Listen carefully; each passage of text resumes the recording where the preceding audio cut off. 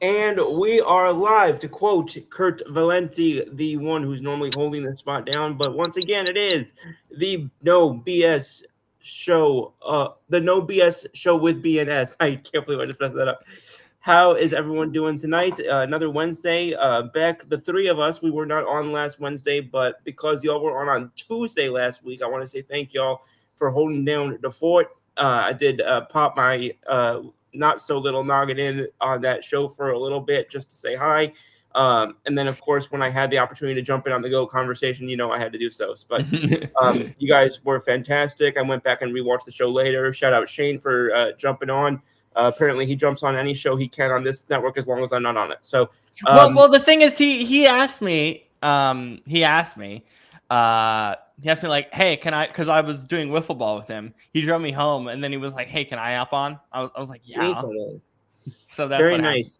No, Shane, if you ever watch this, I'm only giving you junk, but no, seriously, y'all were fantastic, and I really got a great experience going back and kind of rewatching in pockets when the opportunity presented itself. So thanks again, y'all. But good to be back. Thursday, I'm sorry, wow, Wednesday night. This is the way it should be, and I'm glad to have it all us back together tonight. Brandon, you're down in Florida. How is it down there? Too damn hot. happened. It's Yes.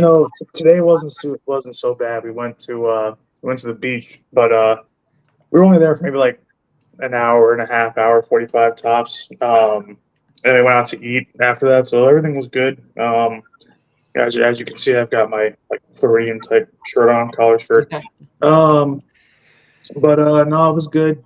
Um, we got a couple more days down here, so we got tomorrow and we got Friday, and then we're out of here probably early on Saturday. So we're gonna drive back, so that should be fun. Oh, Um, I was gonna say Long-ass drive. you said you were gonna leave on Saturday, and I was like, I thought you said you weren't gonna get back until Sunday, but that explains why. yeah, it's gonna take a while. Yeah. But Yeah. Mr. Wilty is in the house. He jumped on, said aloha boys, aloha, Mr. Wilty. And of course, y'all know where to find it. HawaiiCoffeeCompany.com/C/coffee. Coffee code. Whoops, I meant to say coupon code.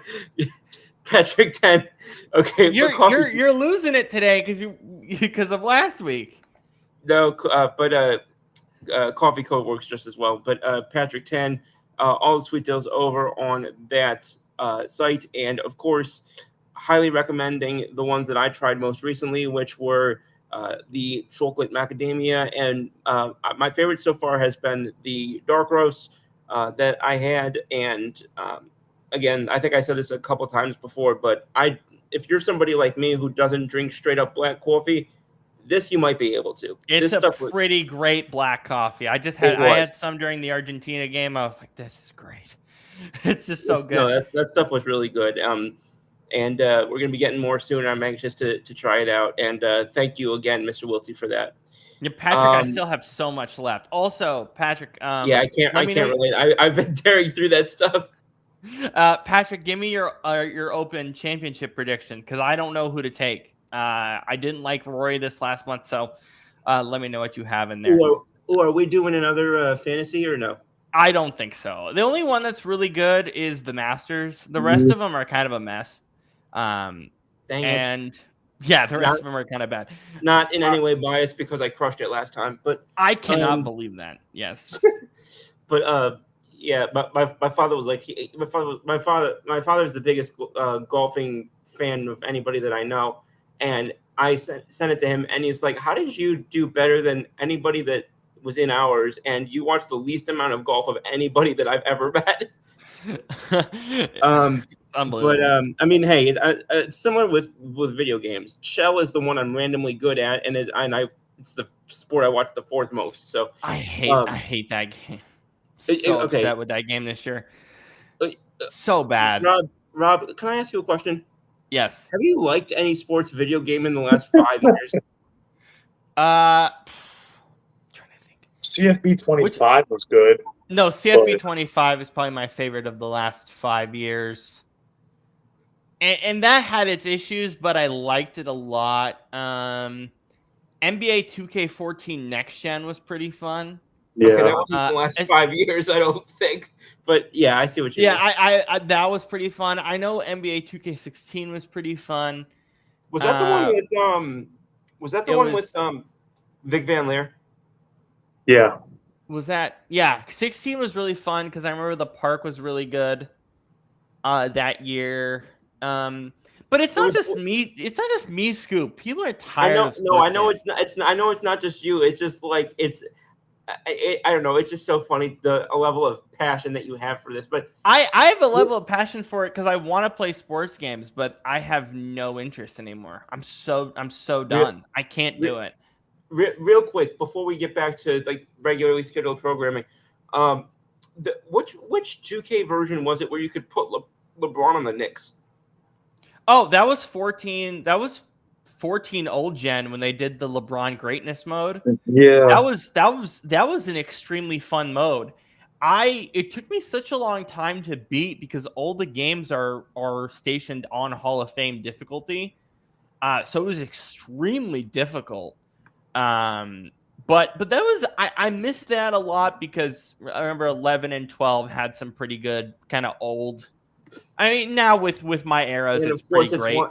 You said 11 and 12, and of course, once again, it's the ones right before the first one that I bought. Yeah, which is amazing to me. You know, and it's so funny because speaking of video games, like the world, like I remember, you know, World Cup 2010 was such a good game. I thought 2014 was so good.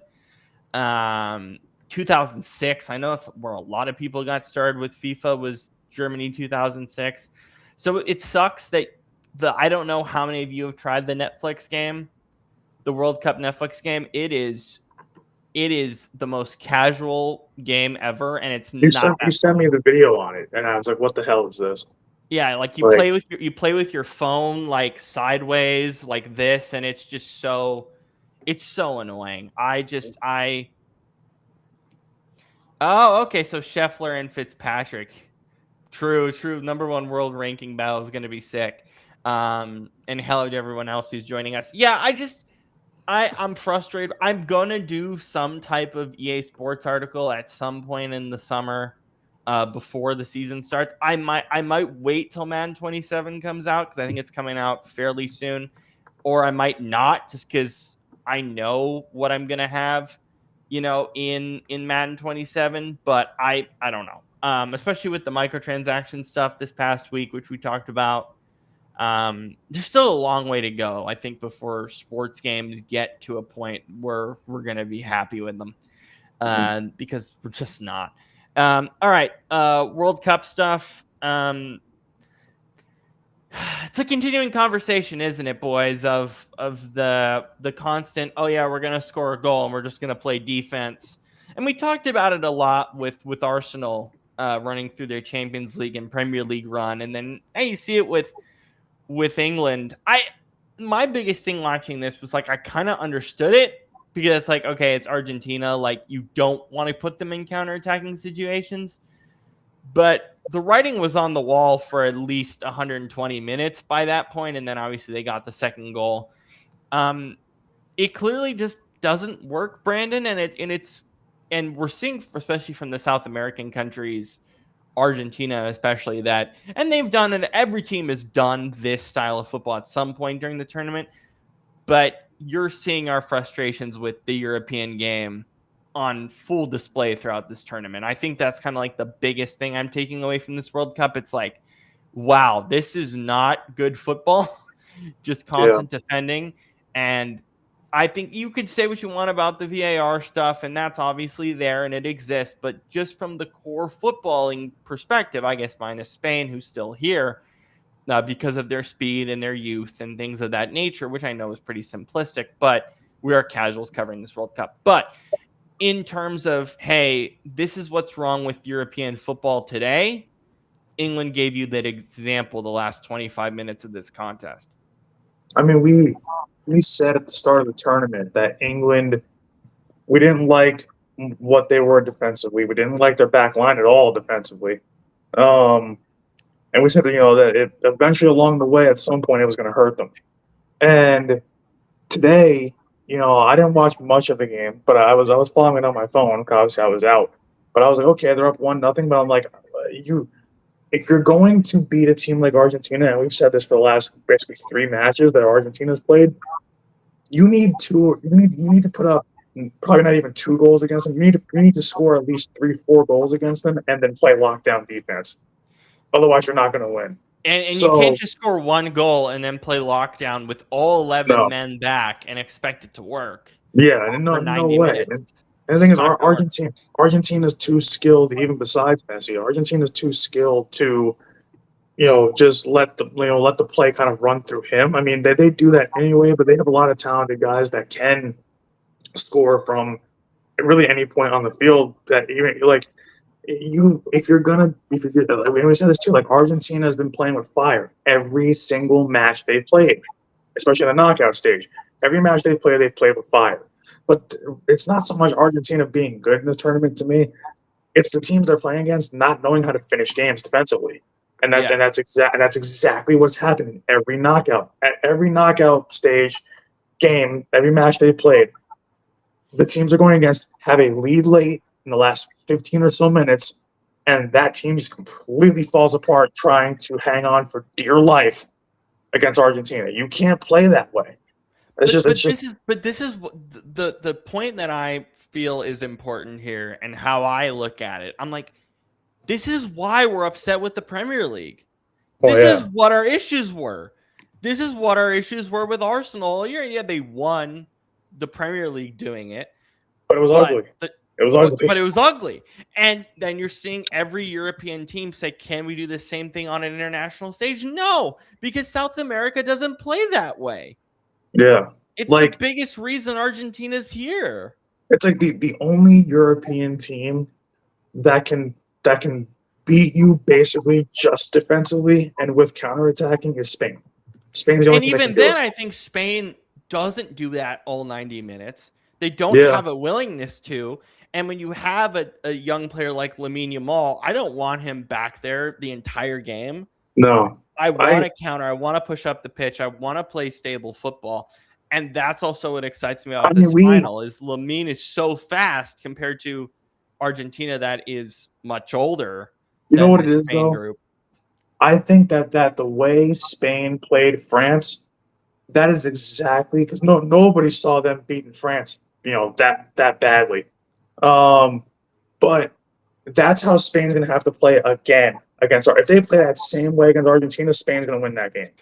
That's what bothered me with Spain, France more than anything was not how Spain played. I don't think I learned anything about how Spain played. Yeah, I was more frustrated with France. And look, England, Argentina, the history's there. We were going to have a very sloppy physical game, which we did. And we did in both games, but England, Argentina was incredibly sloppy, especially the first 50 so odd minutes. I was more upset with France. Guys, these guys are young and skilled. You can't out-physical them for 90 minutes and expect to win. Mm-hmm. And that is not how France played in any other game the entire tournament. Yeah. Complete philosophy switch for no reason whatsoever. Yeah. It was bizarre. Watching that game was so bizarre yesterday because we were here watching it, and I looked at it and I'm like, it feels like every 2 seconds I was like, what the hell is France doing out there? Do they it was almost like they even on both sides of the pitch really when they would push offensively or when they would drop back defensively, nobody had an idea of who they were supposed to mark. Nobody had an idea of really where the ball kind of was relative to their positioning on the field. It was almost like they just had no semblance of a game plan against Spain whatsoever. Like you said, they just threw everything out the window and just said, you know what, screw it, we're just going to wing it, basically. We're just going to play physical. And, playing physical does work, but Spain is so young and so fast. Yeah. And they could have played fast with them for 90 minutes. Yeah. They could have played fast with them for 120 minutes if they wanted to. Yeah. And they just decided not to. And I was stunned by their game plan. And Spain, other than the Cape Verde game, I mean, top marks, honestly. Yeah. Throughout the tournament. I'll look through their games here You again. would. I think the only knock on Spain is you want a little more of an attack than what they've had, but that's about it. I mean, they're still winning the games regardless. They're still getting lights out defense and goaltending. And so the it's like goaltending's been incredible. Yeah. so like when it comes to Spain, I mean they don't have to score a lot, but I feel like against Argentina they can't win this game like 2-1, 2-0, whatever it is. They have to win this game like 4-3, 3-2. You need to push offensively when you have the chance to, because if you give Argentina a chance, because every team that's gotten a lead against Argentina so far, when they park the bus immediately after, and then Argentina dominates the pace of play for the next half hour of the game until they get a goal. Spain is one of the only teams that I think can counterattack effectively against Argentina, though. And they're going to have to. They're going to have to, because I think it could really. That first goal is going to determine a lot, I guess is the best way to put it. Yeah. Because it's going to change how both teams decide to attack. But I think if I'm Lamine Yamal and I'm looking at, or Spain's coaching staff, and I'm looking at this, I'm going, okay, let's try to control possession and continue to control possession as much as possible, but not play relying on our back line, rely on our midfield to push up the pitch, and do that for a full 90 minutes. Because, I think both teams are taking a counterattacking risk. So then just take the counterattacking risk. Yeah. And no team in this tournament has really done that as well as either of us would have liked. I mean, it's just the level of play in this tournament just all around has been.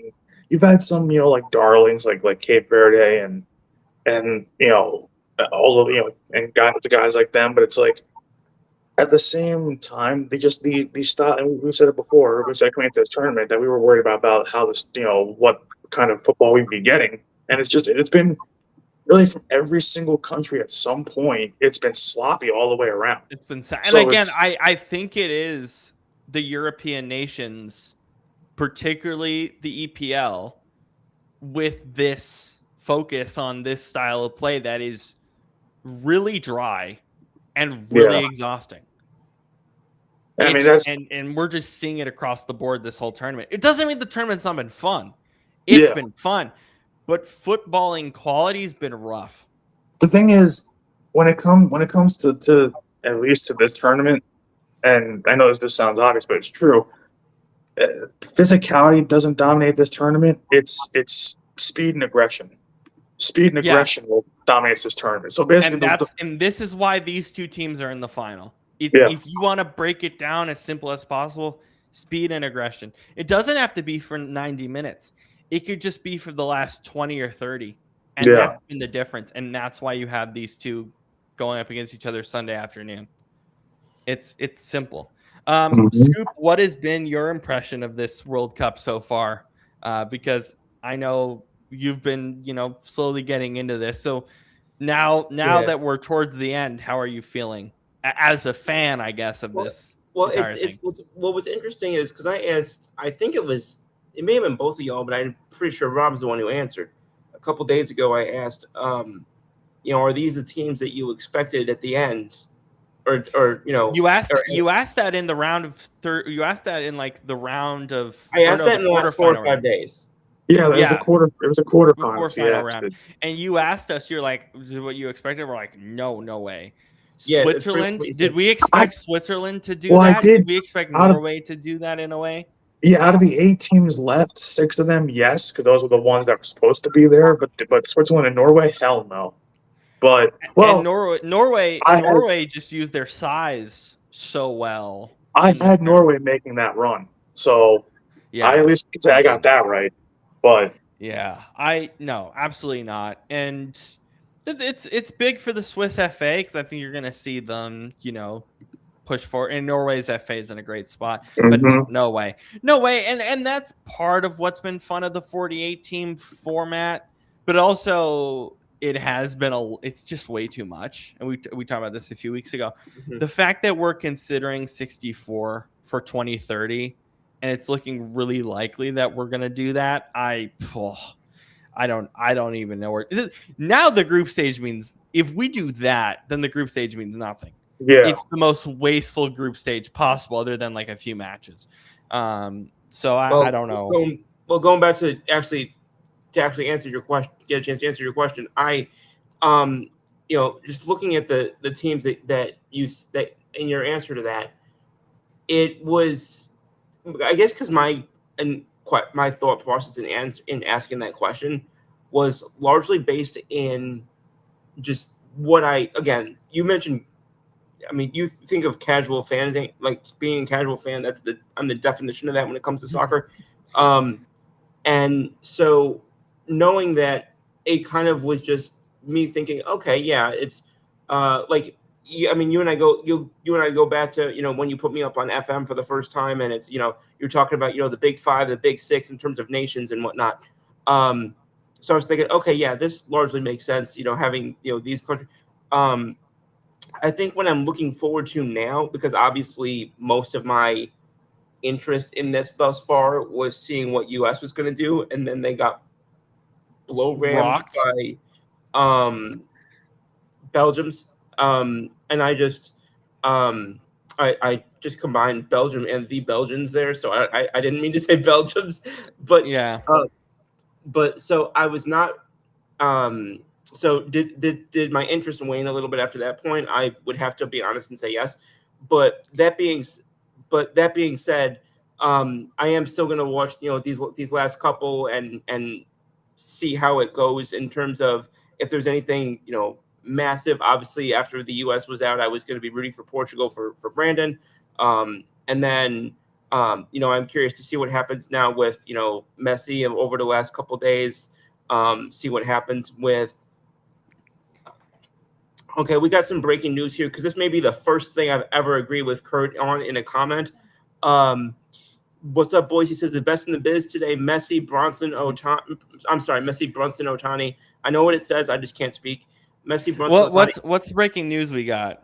Well, I'm just saying that I probably would agree with every word that he just said, and that's absolutely just shocking to me. But yeah, I'd have to agree with that. Messi, Brunson, and Otani. I pretty much would agree. That would be my big three right now. Oh, I thought you said we had breaking news or something. Did I get confused? The breaking news was that, Kurt and I finally agree on something. That's a good breaking news. Yeah, see that's kind of, again, that's kind of been my problem with this World Cup, is Fox was so, like, the USA is going to do so good, and that was never going to succeed. Yeah. From a promotional standpoint. It's been bothering me the whole tournament. But again, I think I didn't expect us to get bull rushed by Belgium, though, the way that we did. I didn't expect that either, but I knew we were going to lose. I'm still. I think impressed. I was the only one that saw that coming. That Yeah. Belgium was going to steamroll them. I will say though, you thought it was going to be a close loss, Rob. Brandon thought that it was going to be a bad loss, and I remember I had us winning. But again, anytime I do a bracket for anything, it pretty much just becomes Charmin within a matter of a couple of hours. So yeah, I think it's been interesting though to see the ratings numbers, because the ratings numbers haven't waned. I think if only they've improved. Norway had a great number, partially because of Holland being the crazy human that he is, that we love. Cape Verde brought in a lot of people. Cape Verde brought in a lot of numbers. The numbers have been great for Fox and Telemundo. Didn't you say Curacao also did, or am I misspeaking? Curacao had a rough tournament. I'm just thinking about the teams that made it far. The numbers have been great. It is funny that Fox got upset that 20% of English-speaking fans went to Telemundo. Well, I'm sorry. Then put on a better product then, because we even talked about Telemundo having a better product than you anyway. But I did enjoy watching the Telemundo feed. I will say that. See what I mean? Anyway, so I think it's been a good World Cup numbers wise. I'm frustrated by the idea that the MLS, like, their entire promotion is, thanks world, we'll take it from here. I'm sorry, man. The MLS is a bad product. You shouldn't watch that. Like, I'm just sorry, you shouldn't. And like, I'm very interested to see Fox's 2 MLS matches on the local Fox station this week. I'm really curious how those numbers are going to be. They're probably going to be okay. I don't think it's going to matter that much. Speaking of television numbers, the Texas Rangers changed their streaming provider in the middle of the season, and they just did it this morning. And I was like, well, okay. So that is not what I would have thought you were going to say. I swore you were going to talk about the McCullers trade when you said Texas baseball. Yeah, so the Rangers dropped Victory Plus for I think it's called Buzzer. It's a new startup streaming platform. Two hockey teams dropped them as well. Two hockey teams dropped them as well. Wow. So here's my thing with this, and thanks Awful Announcing for dropping this news, because this is why I follow Awful Announcing, and this is why everyone else should. They're great. I'm really upset by this. And I've been upset with local streamers for a long time, especially when I think Sports Business Journal dropped something this week, and we were talking about it on text, that the MLB local number is still pretty good, even with World Cup competition. It's actually been excellent. My biggest problem with local is that I feel like when it comes to marketing a product, right? We'll talk about baseball, hockey, and basketball in particular. The NFL, their product markets itself at this point. My biggest thing is with marketing, yes, social media matters. And I think TikTok put out a number this week that their numbers, 42% of people who connect with a sport are watching, the sport on live TV, which is an interesting number. And I don't know where they get that statistic. I think the number Sports Business Journal put out was 72% are still watching their local TV for baseball, which is great, or something like that. I'll double check the number. But what I want to bring this up and talk about is this whole local mess, this wazoo across the country of watching your local team for hockey, baseball, and basketball, to me has always had a simple solution. And I cannot believe no one's talking about it. It's St. Clair and Nexstar. It's your local Fox, CBS, and NBC stations. And then maybe Scripps, because Ion, as a free ad-supported television, it's free everywhere as well. CW is also an option. It should be, when we're talking about sports, and the national networks will focus on baseball. The national deals are the national deals. I can't mess with that. That's what it is. We've talked about that over and over. And we'll talk about how bad the Netflix Home Run Derby broadcast was in a second. I'm really frustrated that the solution's right in their face, and it should be up to the clubs to do this, and some have. The Nationals, all their games are on their local Fox network, for example. The solution's right in your face. The solution is putting it on free TV, free over-the-air television, or a fast network. It shouldn't be this complicated, we're going to put on this thing, then we're going to put on something. Think about it if you're a Rangers fan right now. You wake up this morning, you're getting ready for the game on Friday, and you're like, well, I got to go through another website to do this, and I got to transfer all of this data and all this stuff. Why, bro? Just put it on I'm going to invent this right now. 3 clicks model.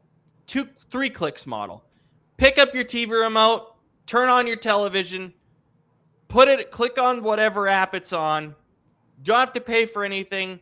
Click on the game. It's right there. Boom. You have your local TV. You have your local game. Bing, bang, boom, done. Why aren't we doing that? Why are we making this so difficult? Why are we making this so hard? This local TV problem is so bad at this point. It is so bad. But the solution is right on your face. The solution is your local television networks. The solution is a fast network. It's right there. But no one seems to care because they care about the top dollars and everything. Look, national TV is where you're going to make your money ultimately anyway. And St. Clair and Nexstar have insane amounts of money. You don't think they want a piece of that pie?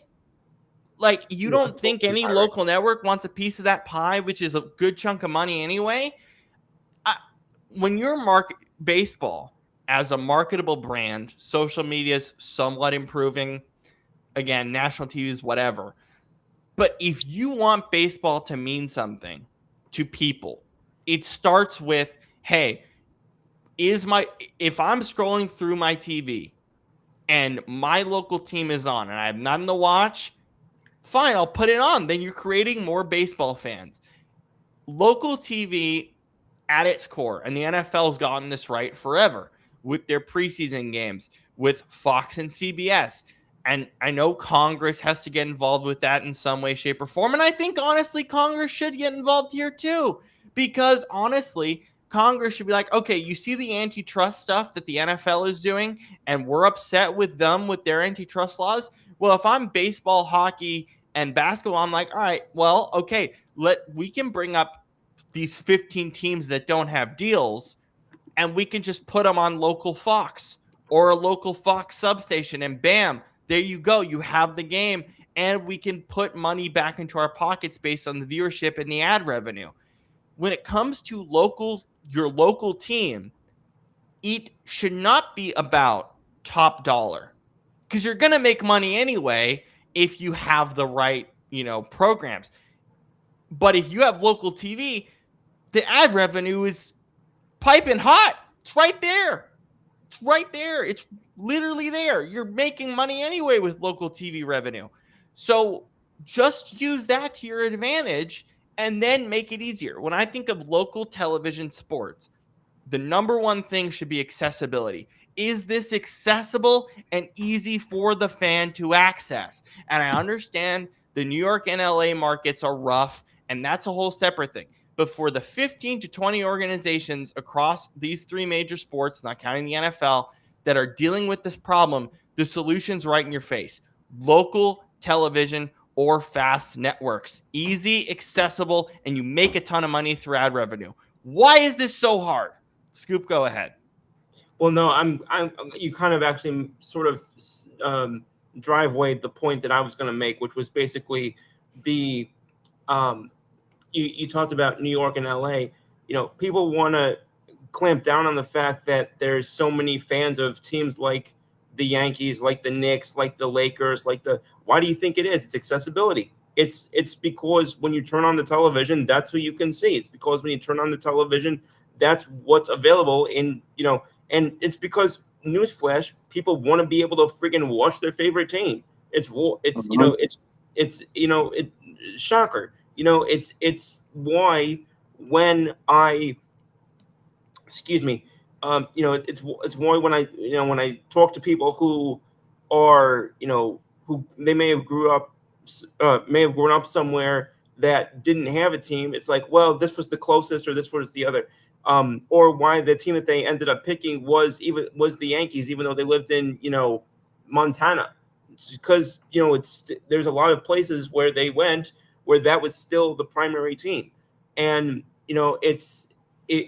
I get it all ties back into, ratings and money and ad revenue and whatnot. I understand that based on what you were talking about. And largely I'm agreeing with you, because people, they hate hearing that, how many times have all three of us, I'm sure, but I know especially Brandon has, how many times have you heard the trope of, it's the canonical joke of, Yankees fan, Lakers fan, Duke fan, Cowboys fan, like all that stuff. I get it though, because those are the teams that are, readily accessible for fans who don't want to go through or can't, not necessarily just don't want to, but sometimes can't go through every hop, skip, jump, and hoop in order to get access to, me. I'm a New Orleans Pelicans fan, which I get is the most random thing in the world as somebody who grew up in New York and went to college in New Jersey. But had I grown up in another part of the country, there's a good chance I would still be a Yankees fan, but there's a good chance that I might have grown up and my experience might have been different also. That made me think of, though. It made me think of, how the Yes Network, right? The Yes Network is the Yankees, but Yankees and Nets. And everybody's like, so how, everybody, because people ask me, like, oh, how are you a Nets fan? I'm like, well, because they originally were in New Jersey for my whole life. And growing up watching the Yes Network, watching the Yankees, it was the Yankees and the Nets. Yeah. So it was like, That's how I became a Nets fan. It was two things that made me a Nets fan when I went to South Orange. Two things that made me a Nets fan: accessibility to the games and the Knicks fans. Those were the things that made me a Nets fan. Yeah, and you know, and for me locally, honestly, like it has been kind of enjoyable this year, because I think this Friday are for the Mariners Giants game is on our local NBC station. I think we have That should be a good game. 15 to 20 games on our local station. I just want more. And Kraken this year was on our local networks. Like, that's what it should be. It's what it should be for these teams that are struggling to find a provider. It's right in front of you. It's local TV. It's like Aaron Boone said, get eyeballs right in front of us. Eyeballs. That's why I like what Cody said in the comments thing here. Put all teams on local channels if you want to watch any team make an MLB package on cable and get away from the streaming apps. I mean, I've said for the longest time that I know that things were starting to turn towards streaming since we were like preteens and teenagers and whatnot. But COVIDism, I think, really kicked it into gear. Yeah, right. It's like, yeah. But I'll put a response to what Cody said here, and this is the other aspect of this that I think is important. Fast is growing. People are watching Fast at free ad-supported television at record numbers. You're telling me you can't put your local team on Fast? You know, if you put your local team on Fast, all you need is an internet package, and you get your local team on, you know, whatever Fast network you want to use or whatever Fast provider you want to use.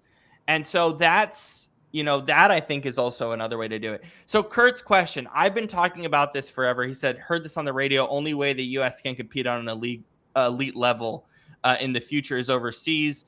I agree with this, but I also disagree with it. A lot of this has to do with how bad the MLS is currently. It is such a bad product. It's inaccessible with the Apple TV Plus deal. We're talking about the inaccessibility of teams. And Patrick, we'll get to your question in a second as well. I am upset with the fact that I don't get the Sounders on local TV. It pisses me off. Because that was my childhood, watching the Sounders on local TV. And that's really how I got into soccer, and then obviously expanded to Europe. Yes, at the current moment, going to Europe is your best bet across the board.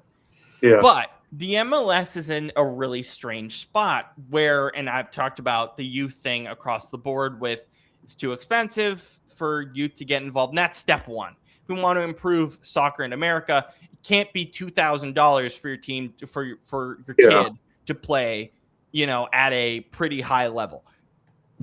That's one. Secondly, is Major League Soccer needs a revamp. The first revamp is the one that we're getting, which is the European calendar. Big deal. The fact that we're getting the European calendar, what is it, next year or 2 years from now, is something I've been clamoring for 15 years. The European calendar is a big deal. Number two is, well, okay. So Don Garber, his decisions have hurt this league in a big, like massively, in terms of saying we want to compete with Europe. Okay, so the academy system got started because of David Beckham being like, yo, you need academy systems.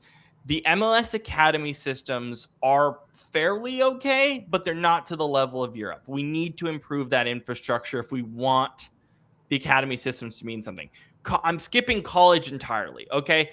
College soccer is not in a great spot. We need to put people in academies. College soccer is lowest common denominator. It's always going to be. We need academies, and we need reputable academies. We need coaches that want to stay in academies and all this stuff. We need to get rid of the salary cap. If we want Major League Soccer to be bigger, we can't ask Apple and Adidas to pay for Messi's contract. We need to and some of that may be, hey, we take away communities and we have proper ownership to these teams.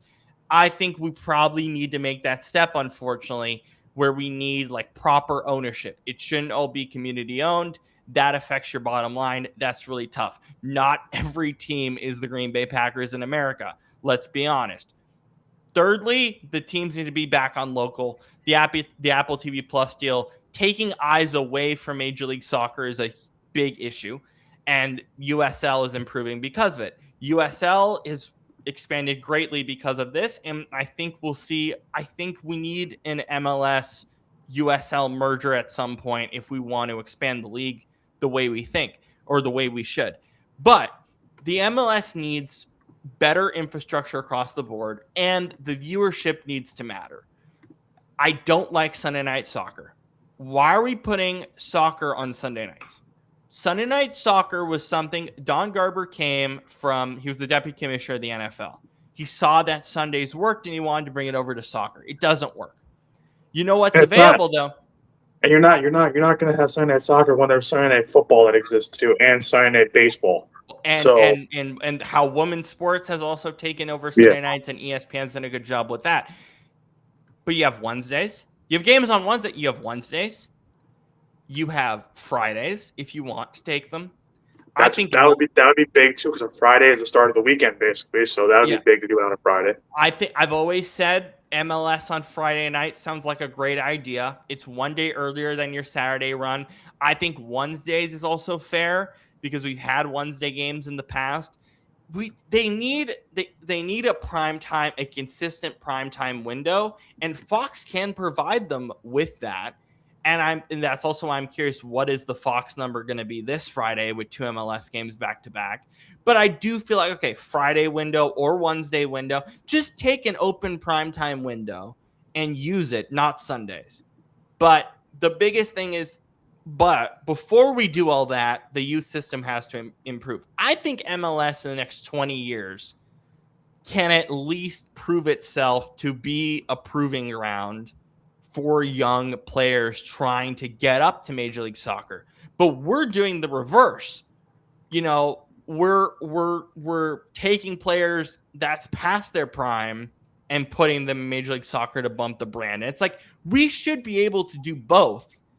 But if the quality of soccer and the ability to get soccer in, you know, as many eyeballs as possible in soccer, the MLS can't rely on Apple TV or Fox to give them that if Fox only has this small centered package or what. It just doesn't work. And so, and you'll see that the numbers for MLS are going to peak at good levels for the next maybe month or two, and then they're going to nosedive again because no one wants to pay an Apple TV package for this. No one wants to. There's only 3 people that watch Apple TV anyway. Like, it's like Apple TV already sucks for baseball, so why would you want to cripple soccer even further by putting that behind Apple TV? Like, and that's what they've done, and it's bad. It's just bad for the brand. And this is why people are grabbing. If you want soccer right now, like American soccer, in the most accessible way possible, USL and NWSL are fantastic. They're easy, they're readily available, and they're improving at good numbers, and you'll see them start to skyrocket pretty well. NWSL's in a stable position, I think, overall. It's just, if the MLS wants to prove itself, they need to make wholesale changes, and they're not going to do it because all they care is top-end profit. They are if you want to talk about capitalism in sports and all these things that we're talking about, MLS is the biggest out of all of them in terms of we're just going to take as much money up front as possible, the Apple TV Plus deal, and we don't care about, oh, you want your local team on your local channel? Screw you. Here, have some random replays. I don't want to watch a replay of a game. I already know the result. Favorite teams soccer-wise, Patrick was asking. I'm an honorary Geordie. What'd you say? I said I'm an honorary Geordie. I'm a Newcastle fan. Right, Newcastle fan here. Brandon and I are both Chelsea fans. Mm-hmm. And then MLS-wise, obviously, Sounders fan. And then Brandon is a NYCFC fan. Yep. Mostly casual. But I don't have an MLS team. We said you should be an NYCFC fan. It's perfect. It's perfect for you. I have no memory of that conversation. As much as the Red Bulls are in my area, like 15 minutes from me, NYCFC is just a better club. NYCFC has I don't know what it is about that, and I respect the Red Bulls for what they did for that state, but NYCFC. But if you're a Jersey guy, I think NYCFC, because they also played at Yankee Stadium for a long time too. Well, The first couple of that's years. what drew me into was the Yankee Stadium kind of deal that they had. I mean, and the thing is too, like while the Red Bulls couldn't bring any major talent over to the MLS, NYCFC they formed and they brought over some of the best. They brought over guys like Lampard, David Villa, like all these guys that Those were a fun first 3 years. When do MLS games continue? Again, we're starting up again tomorrow. Yeah, tomorrow they're starting up again.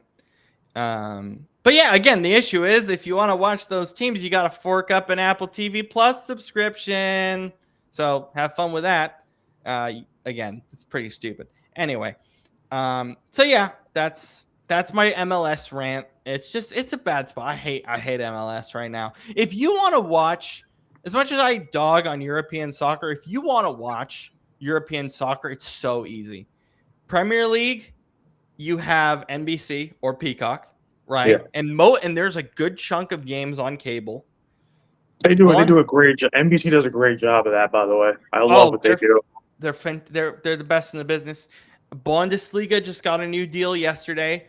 30 games on USA Network and the rest on the new Fandango app for free.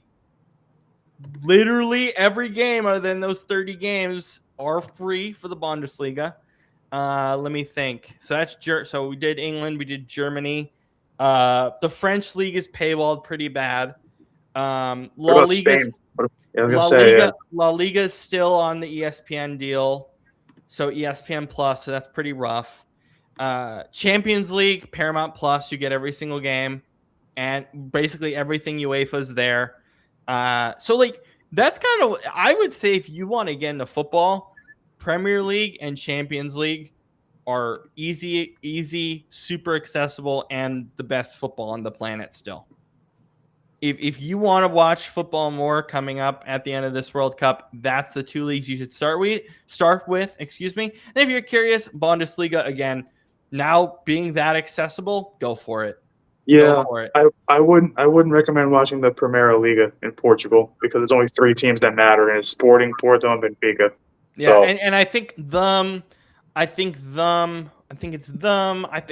most of the South American leagues and France, which France is pretty bad. France is their league is terrible. They're hemorrhaging money at the moment. I think that's Belkin, and Belkin is like, yeah, that's like an extra paywall on top of what you're paying for. So, yeah, I just and then if you're curious, Ronaldo plays on FS2 a good bit and FS1 a fair bit with the Saudi league. So yeah, I think if you want, he's still on Al Nassr, right? Yeah, he's still at Al Nassr, and he still will play for the national team apparently, because people forgot that he said he's done with the World Cup. He didn't say he's done with the Portuguese national team. Yeah, and Nations League's coming up. I think they still have the Fox deal there. But yeah, I would say for just skip MLS and USL entirely. It's rough. I would say Premier League, super accessible, super easy. And then Champions League, super accessible, super easy. And then if you want to do Bundesliga, now it's really accessible, go for it. And then NWSL, I'm a huge NWSL champion. They're extremely accessible now as well. So I'm a huge champion for that. So that's your 4. And then obviously with the Women's World Cup coming up, NWSL is in a great position now to get you prepared for that. So that's what I would say. But I would skip, other than women's, I would skip the US market entirely because the quality is just brutal.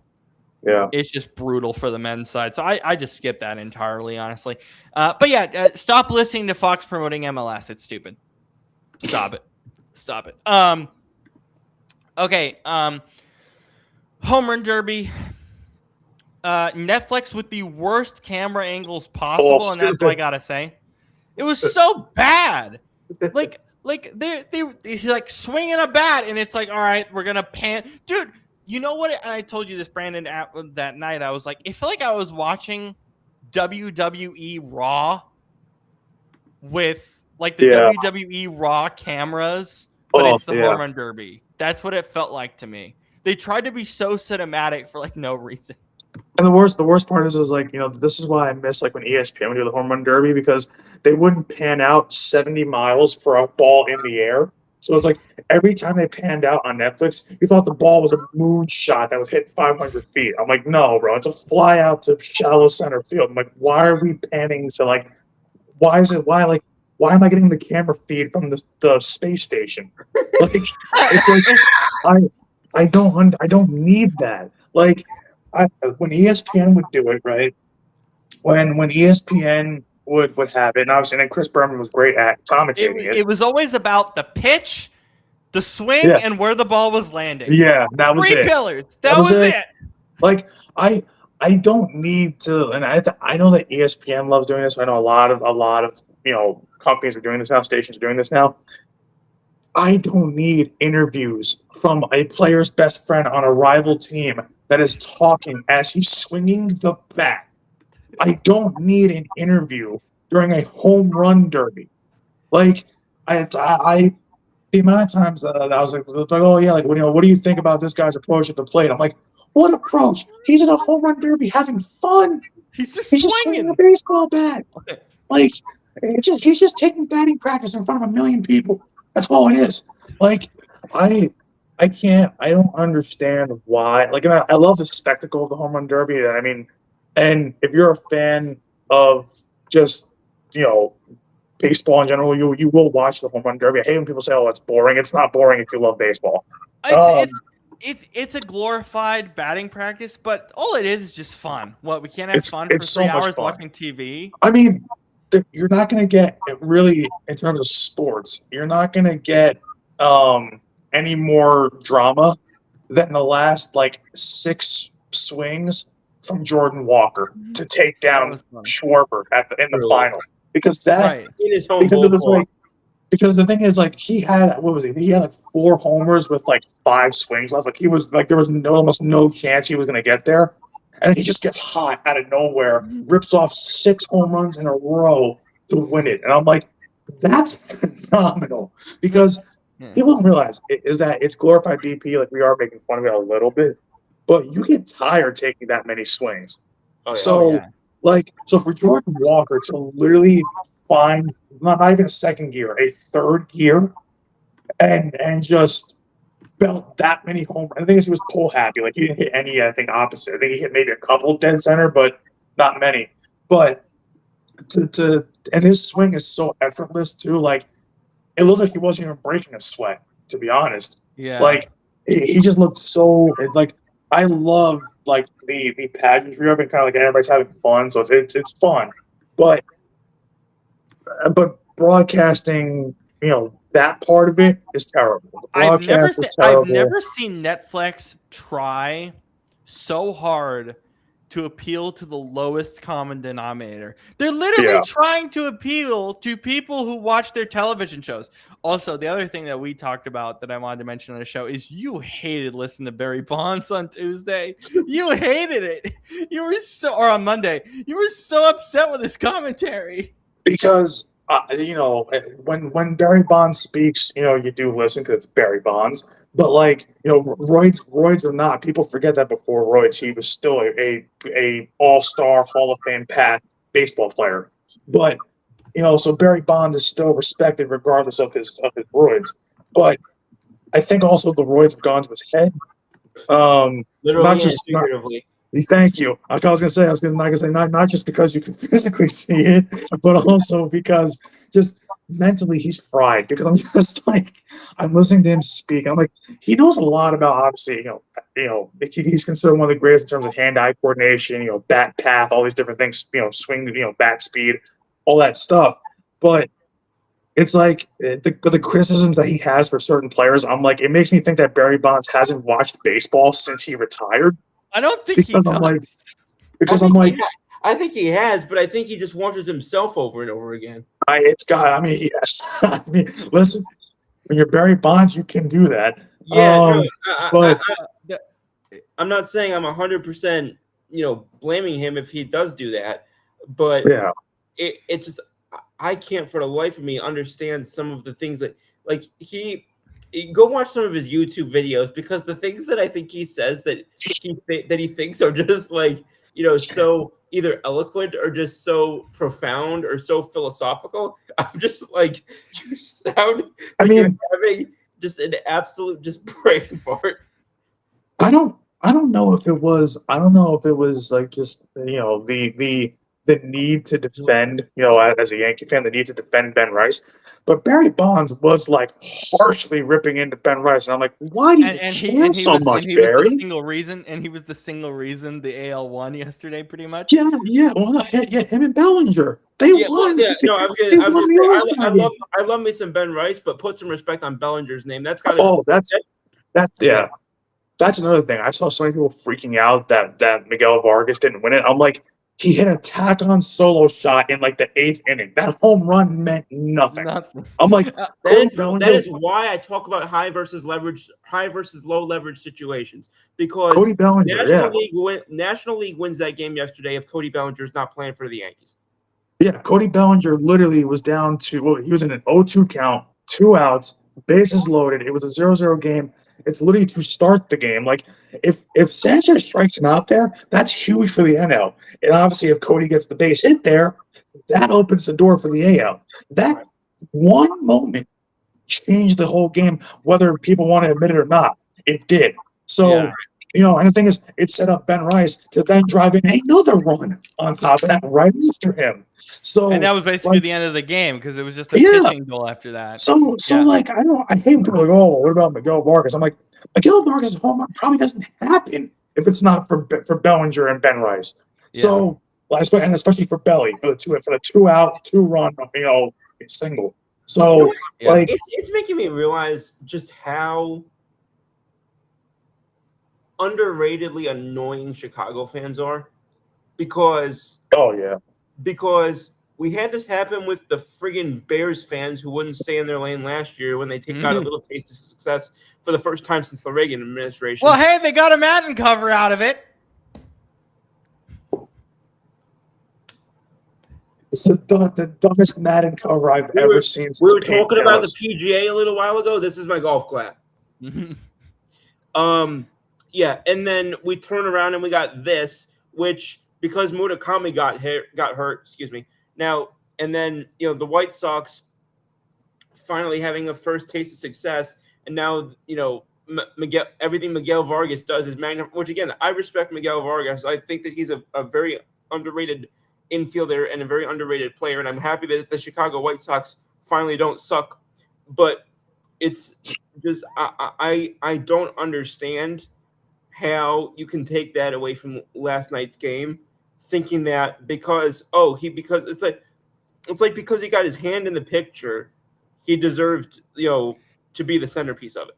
It's also an All-Star game. Every All-Star game is the most passive, watchable thing ever. It's just it's an All-Star game, like whatever. But Chicago, but remember, Chicago fans are crazy because they also cared about all their starters making the Pro Bowl last year. So that was the point that I was trying to make.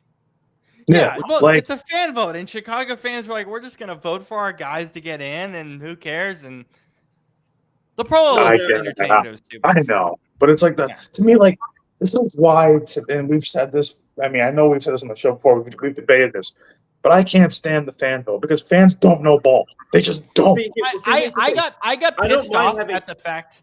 I'm sorry, Scoop. I got pissed off at the fact that I haven't been able to watch baseball for a while because of the World Cup. Why am I allowed to vote on the All-Star game? I'm sorry. Why am I allowed to vote? I mean,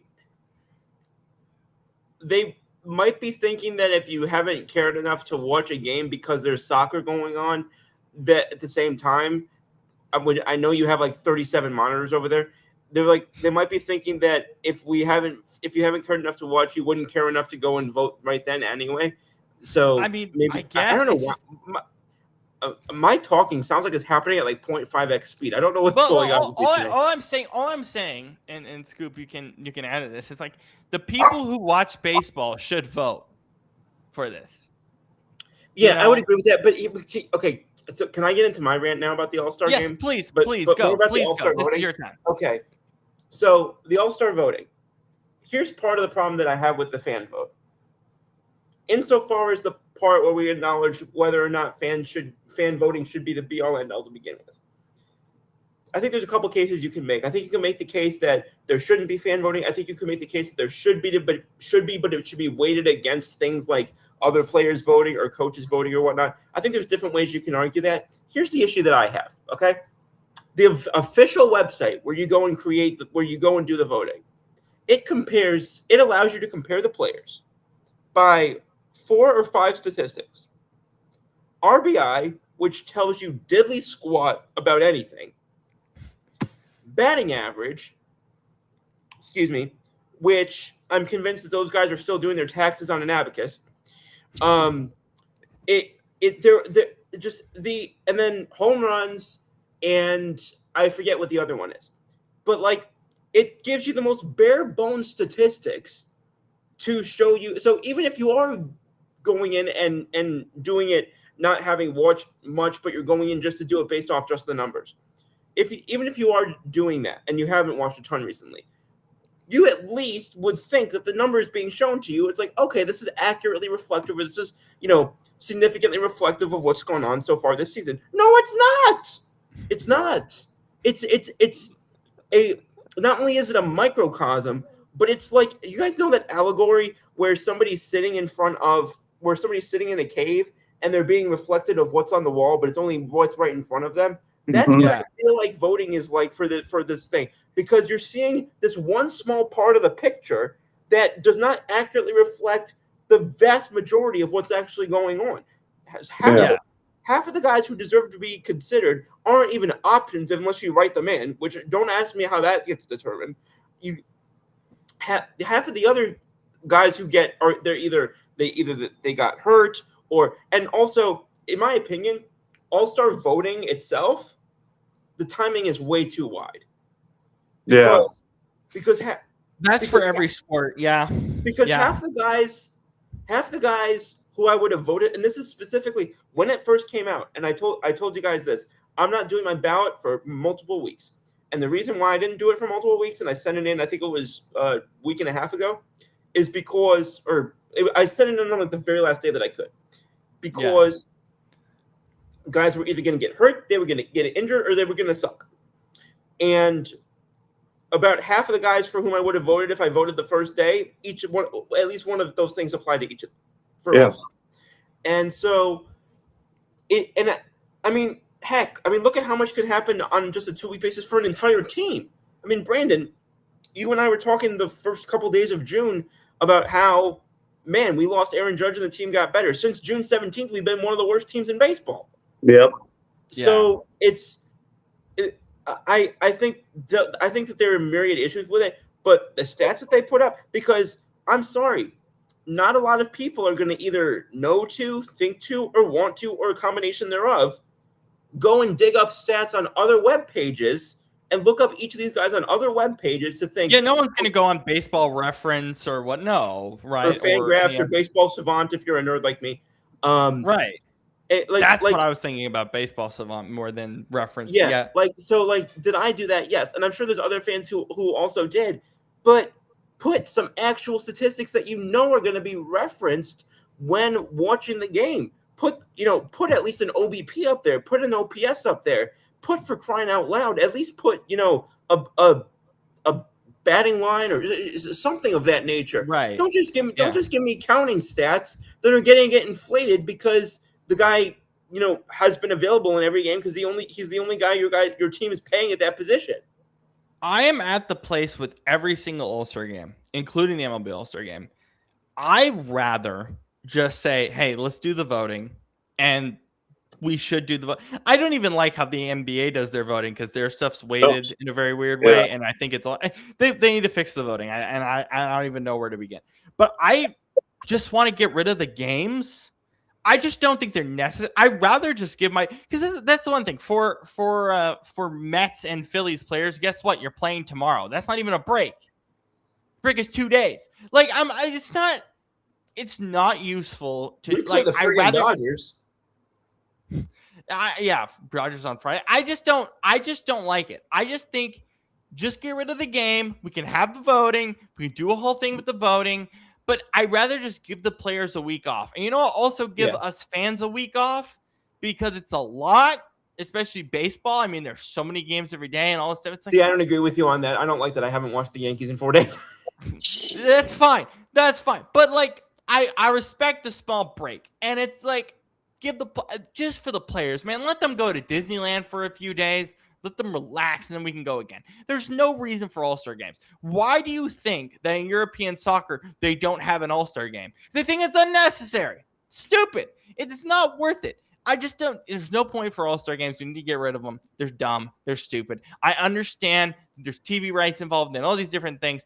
And also, there were so many random stoppages. I felt like I was watching 60 hydration breaks yesterday, except it was a baseball game. It's like, what are we doing?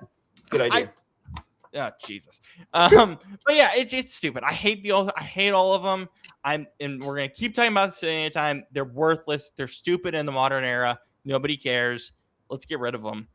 Oh, sorry, Brennan, you go first, and then I'll finish up. Yeah, I was gonna say, whenever we get a chance, I want to answer Nikki's question. I know I was just gonna transition to that, so go for it. Yeah, the Manta signing. You would hope with Anthony Mantha, you would hope that you get the same production that you've gotten from him last year, that you got out of him in Pittsburgh. Will he give you that same production? I don't know. Like I'm hyped for it, and I think it's a good move. He's definitely cheap. I think the contract was 2 years, $4.75 million. So I think that's a great deal, especially for a veteran, especially for a guy who's basically should be entering the prime of his career, or not entering, but in the prime of his career. He's not. Yes, it's 4.75 per year. Yeah, you're not going to get the thing with Anthony Mantha is he's not great. He's okay in terms of like the overall player on both sides of the ice. But I mean, honestly, when you look at like his high watermark for goals, that was last year. Really for goals and assists, last year was his best year.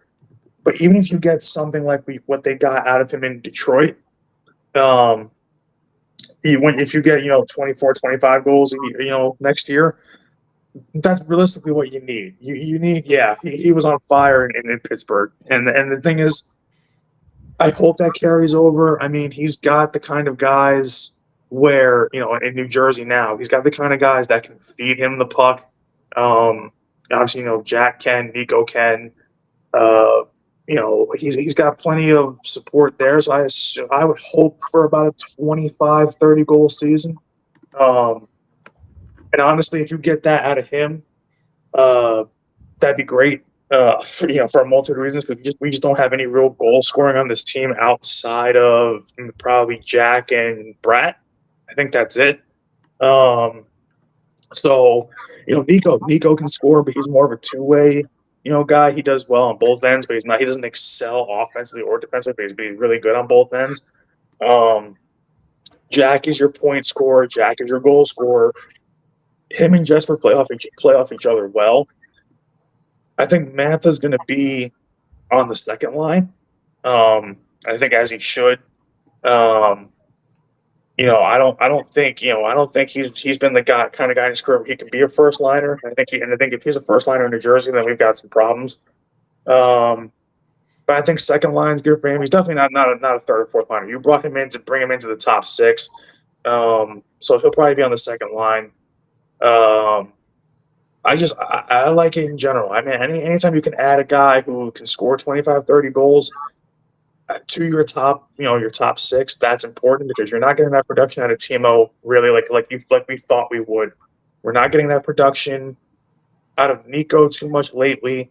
So you kind of need that guy to kind of step in and fill what they have kind of fallen off in doing. So I like the move. I like it because it's cheap. It doesn't hurt us. It's nice to actually have a GM who makes good deals for once. Because Tom Fitzgerald, if that was Tom Fitzgerald making that deal, he would have gave him like a 5-year deal for like $11 million a year or something like that. It would be stupid. So I'm glad that like any guys that we're bringing in right now are coming in on cheaper deals. They're coming in on not long-term deals.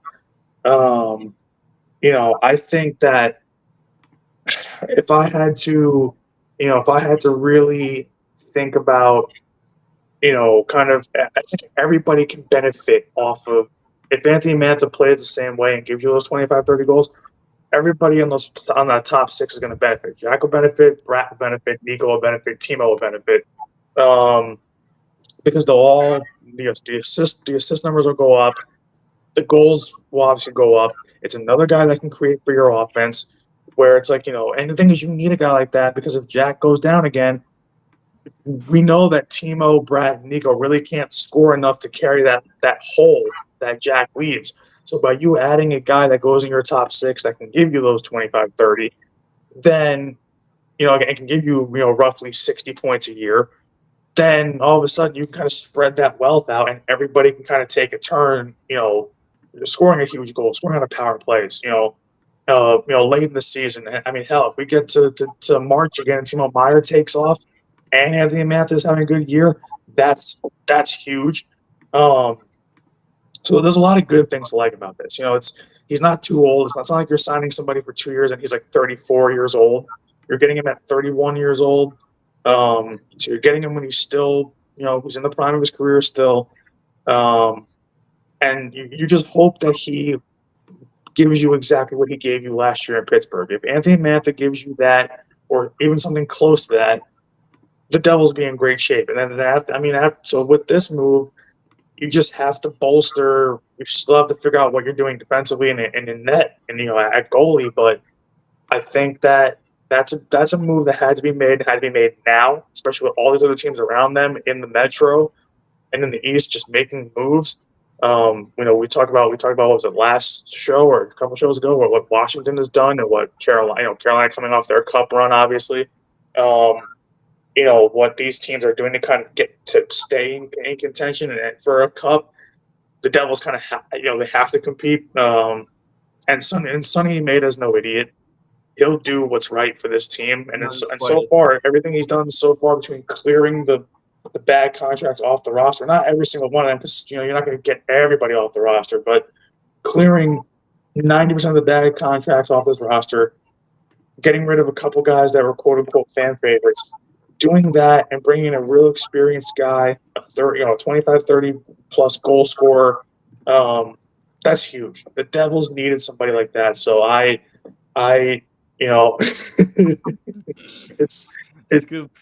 listen, that's funny, but listen, I trust in Sonny Maeda, and there's the whole thing of sunny days are ahead.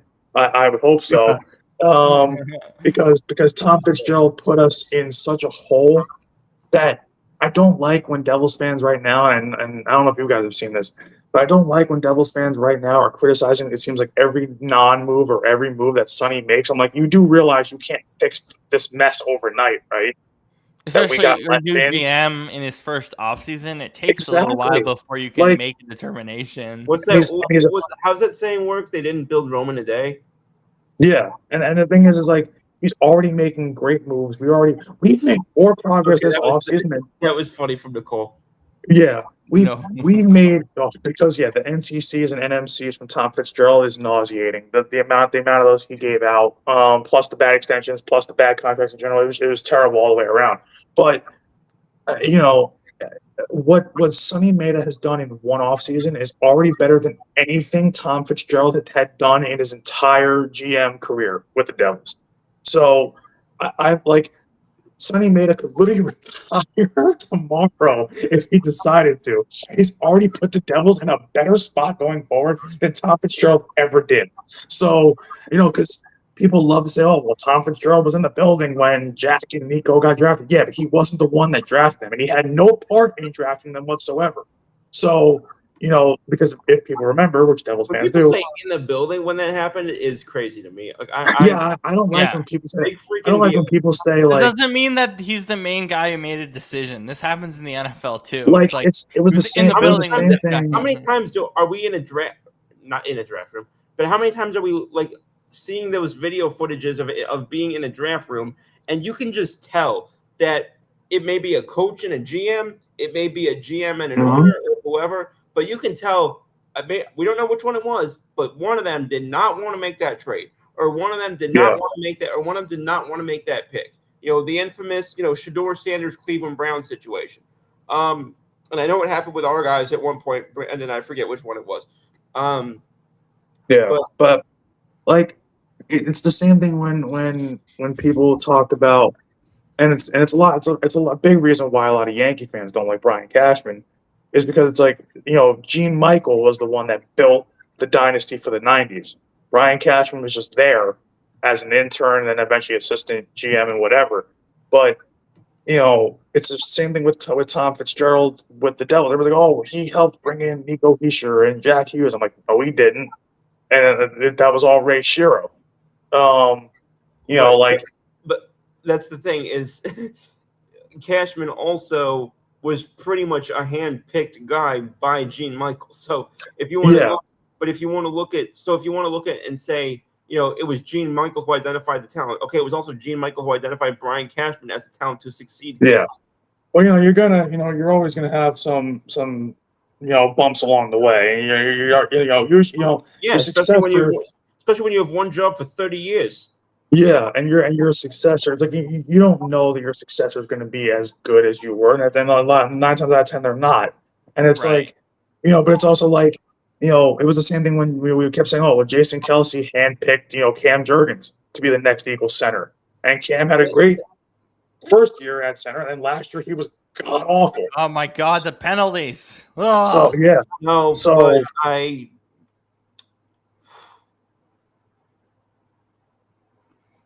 not going to say anything because that's a long hold, man. That was a long hold, man. Audio listeners thought that the podcast broke. What? Yeah, I'm not gonna say anything. I'm gonna let this past year be this past year, and we're gonna move forward because. Wait until I buy you guys the bunny. So no. Don't do that. No. You know what? If Brandon doesn't want it, I'll take it. I need that money. Well, but Jesus, I need all the vibes in my life. I have enough stress in my life. Do you guys want to see me crash out on? Put this way, I'll ask the comment section. Do you guys want to see me crash out and pop the bunny with like a pin during the season and just like use it as a punching bag essentially after every loss? I'm not gonna get one right now. I'm saying when you use that thing as a punching bag once, it ceases to exist. It turns into a chewed wad of double bubble. Once we make money and can afford a studio, that's like one of the first things I'm buying for the studio is that bunny. I'm gonna find the exact bunny and get it. Okay, second half of the season for baseball. What are the teams I need to watch? What are the teams I should avoid at all costs? Here, I'm going to be 100% honest with you. A team that I think people are sleeping on, I'm not even saying this because you're on this show, I think it's your Mariners. I'm okay with how we've been playing so far. I'm okay. I think you guys, not only with how you've been playing, I think you guys hit a little bit of bad luck recently. I think you guys hit a little bit of that sort of, will have positive regression to kick out the second half. If there is, I said this a couple of weeks ago. You guys asked me who are the teams outside of Tampa that I would not want to face in an ALCS. Literally, the only other team that I can come up with other than Tampa Bay is Seattle. That is the only other team that I don't think I'd want to face in an ALCS. I'd be comfortable facing Toronto. I'm comfortable facing Houston. I'm comfortable facing anybody in the AL Central, and I'm comfortable facing Boston.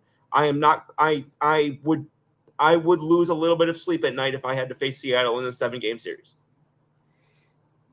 I think I need a list, guys. I need to know what I need to watch because I don't want to. Well, I think here's the problem. The AL sucks. That's what I'm This saying. is Yeah, it's really this is the problem. That Yeah. That's the funny part. The AL, I just gave sorry. you that list. That list is 3 teams long. That list is Like- Tampa, New York, and Seattle. That is the list. like when you look at the NL, you can literally say the top 3 teams of each division is who you should watch. Like, because obviously you have a case for the Braves.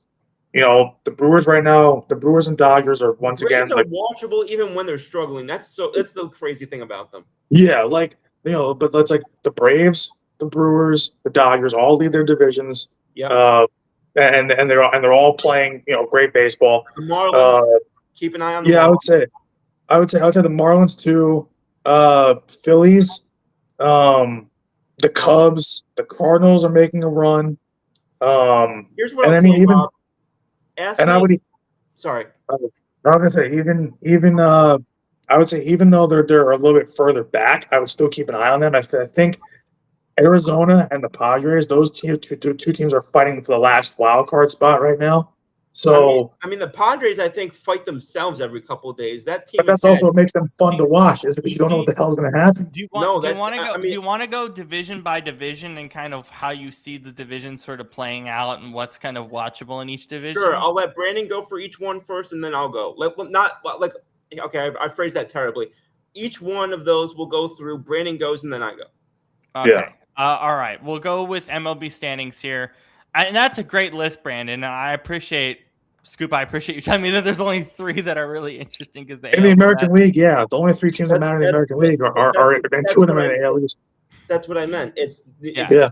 Tampa, New York, and Seattle. Boston was so confident in themselves they fired their own manager in April. So Boston, Baltimore, Toronto. You guys don't care.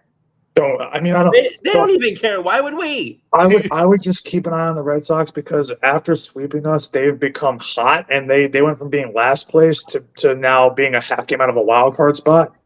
So I would keep an eye on Boston.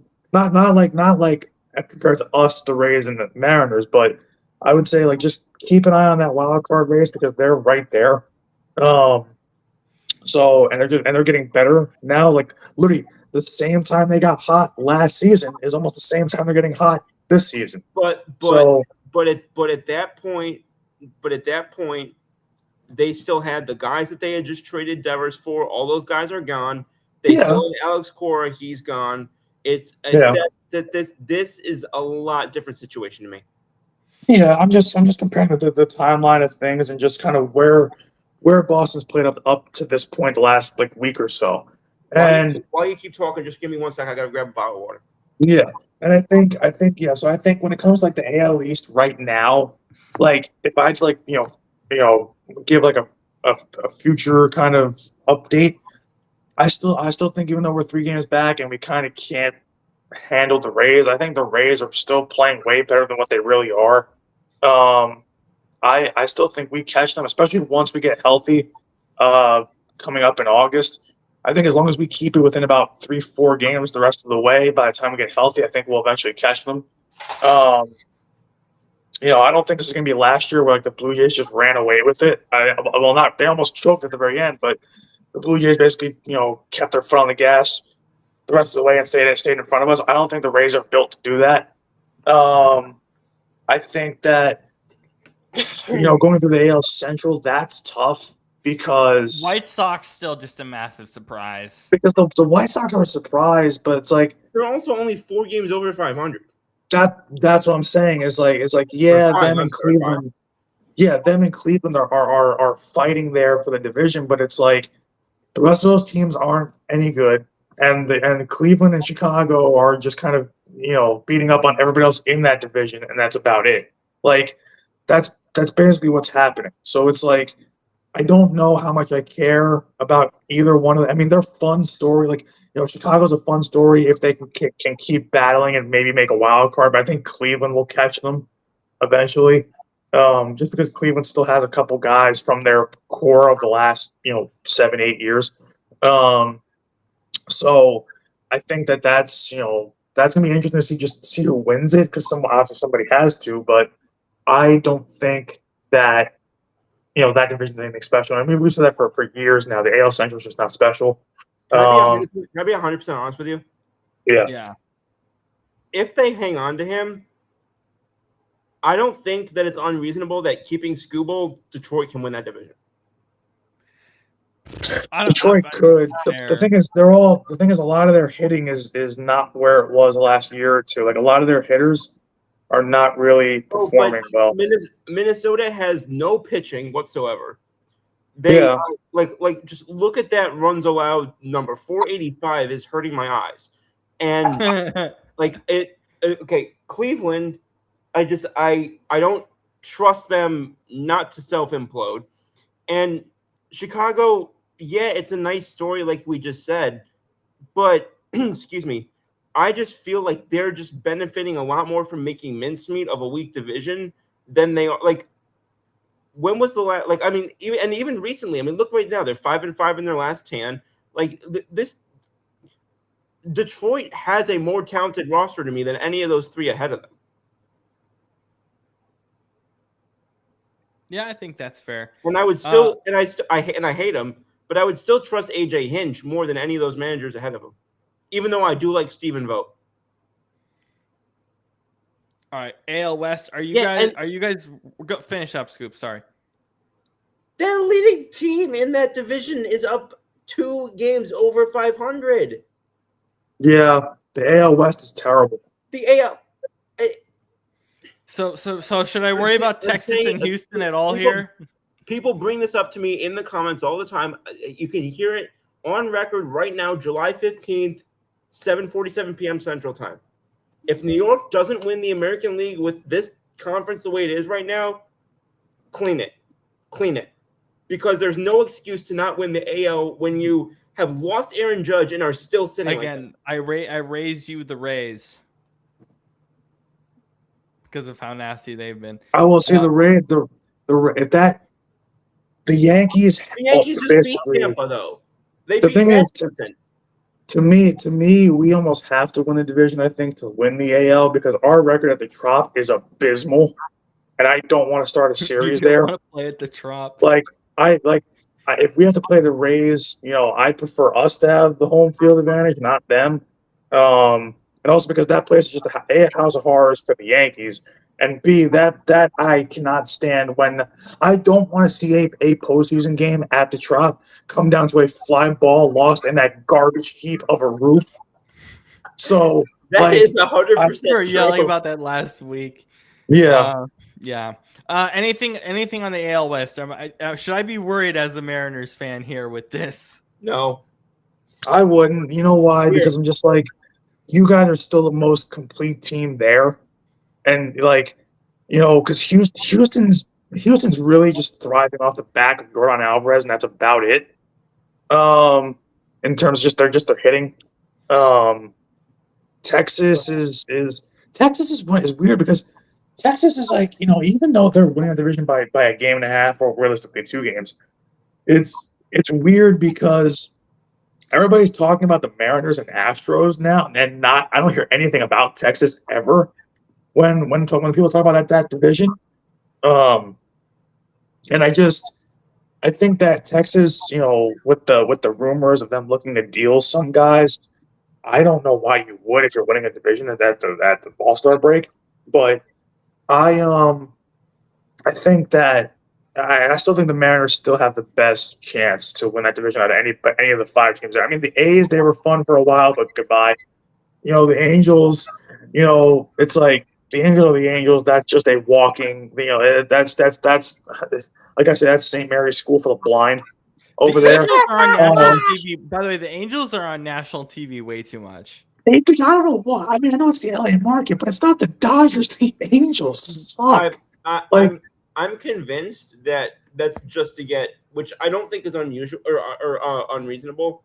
You and I, well, all 3 of us talk about marketing their best. Like marketing your best talent as a sport. Yeah. You got to get Mike Trout on TV as much as you can. Yeah, I'm still watching. Also, I'm going to go back to what you said, Rob, in the very beginning. You asked about teams to watch. hit me with that question again in 2 weeks, because we got the trade deadline coming up in two Yeah. and 2.5 weeks.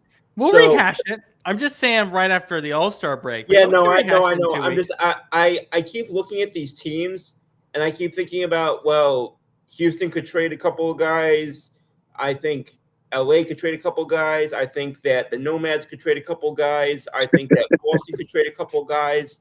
It's like I keep looking at Detroit. I keep looking at teams thinking that, like, okay, they could really capsize themselves over the next week and a half, which means that the teams that I tell you to watch for, even if they're not great, just for players to like the watching, or to be interested in watching, could change so drastically in that series. Oh, look at the Mets. 17 the games Mets. under 500.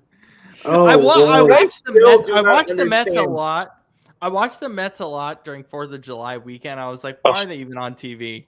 It's torture, dude. I still don't understand why you would fire Carlos Mendoza and keep Dave Stearns. Thank you. That made no sense to me. And I'm a fan, My first and I'm a prediction fan of Steve Cohen. I thought he was going to be really good for the game. I thought he was going to be really good for the team. But looking at what I'm seeing over the last year or two, I am so confused by the plan there. I am so confused by the vision to compete and to build top to bottom. And it just has me like this franchise has not been able to get out of its own damn way. Like, we just talked about the Angels. The Mets are the Angels of the East.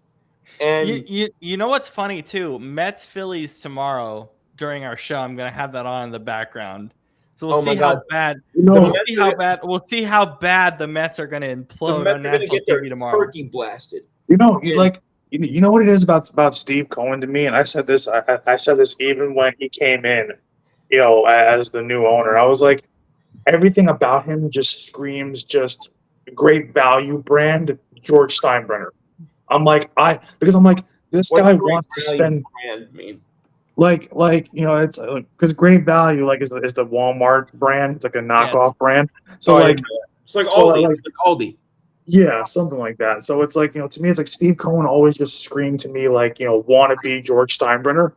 Like that to me, it's like, because George, it's like, yeah, he would spend recklessly, but he also went after, a lot of big name guys, especially ones that were either in their prime, entering their prime, etc., and knew kind of the risk. He knew the kind of risk reward game he was playing.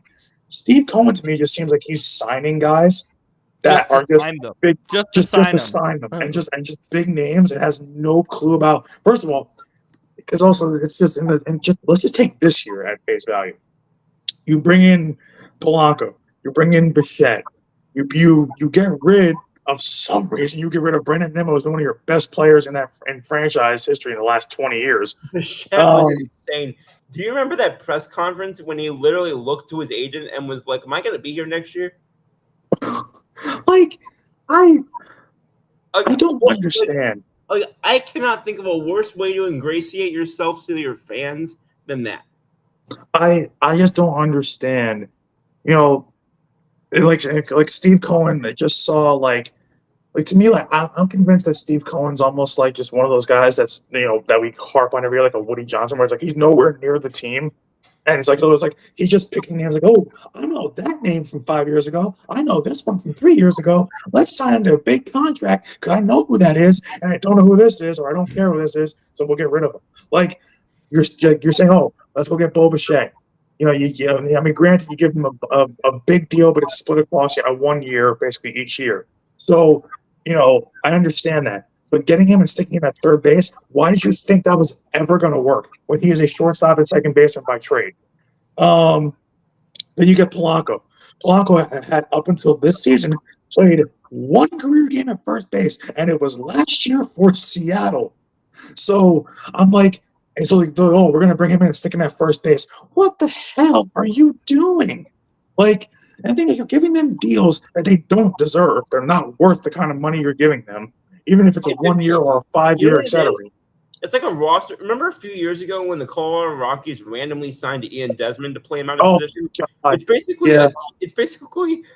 a roster filled with those guys. It's a roster filled. It's a Colorado Rockies style roster filled of Ian Desmond and Chris Bryant type deals that just have you overpay your Dak Prescotting, basically paying basically paying A level money to B level players, and Yeah.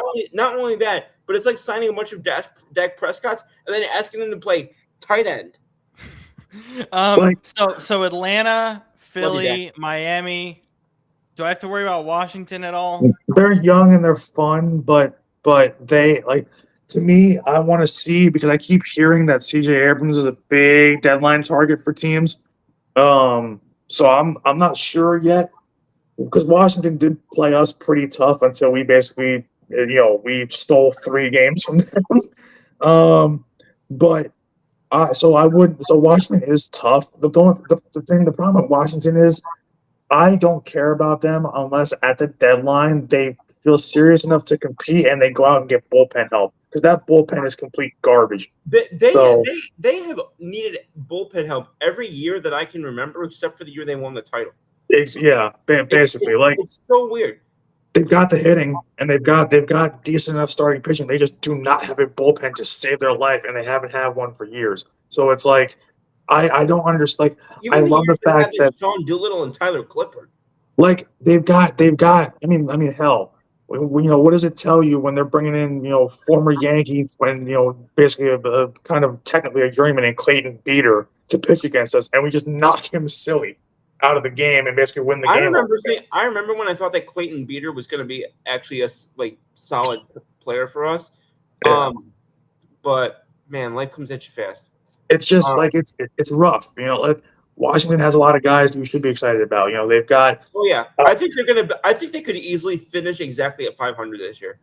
They could, and I mean, honestly, I think that if the potential kicks in the second half of the year, they could finish maybe, I would say, maybe about 8 games above 500, like, possibly. That's bold. I think they have a chance. I don't think it's going to happen, but I think they have a chance to. If those guys continue to play well, and they just maybe, if they decide that they're contenders and they add a little bit, at least to their pitching, I think they'll be okay. But as of right now, no, just because that bullpen is so atrocious and that they just won't fix it. So it's like, I would say realistically, no, don't care about them, but there's always a chance given how good their young talent is. So, All right, the Central. pretty I'm much, hearing crickets. I like same. I mean, don't get me wrong. I like a couple of players the Pirates have. Obviously, we know Jordan Walker for the Cardinals, but the Cubs, the Cubs are the Cubs. I think they're always going to matter. Milwaukee's obviously got fantastic pitching from all the way from their first starter to the back of their bullpen.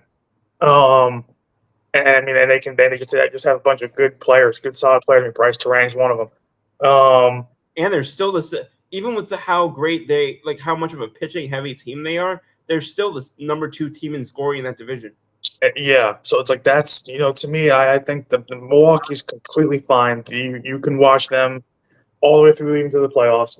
Chicago, I think, is right there with them. Even though they're 5 games back, they're right there. I think Chicago's a great team.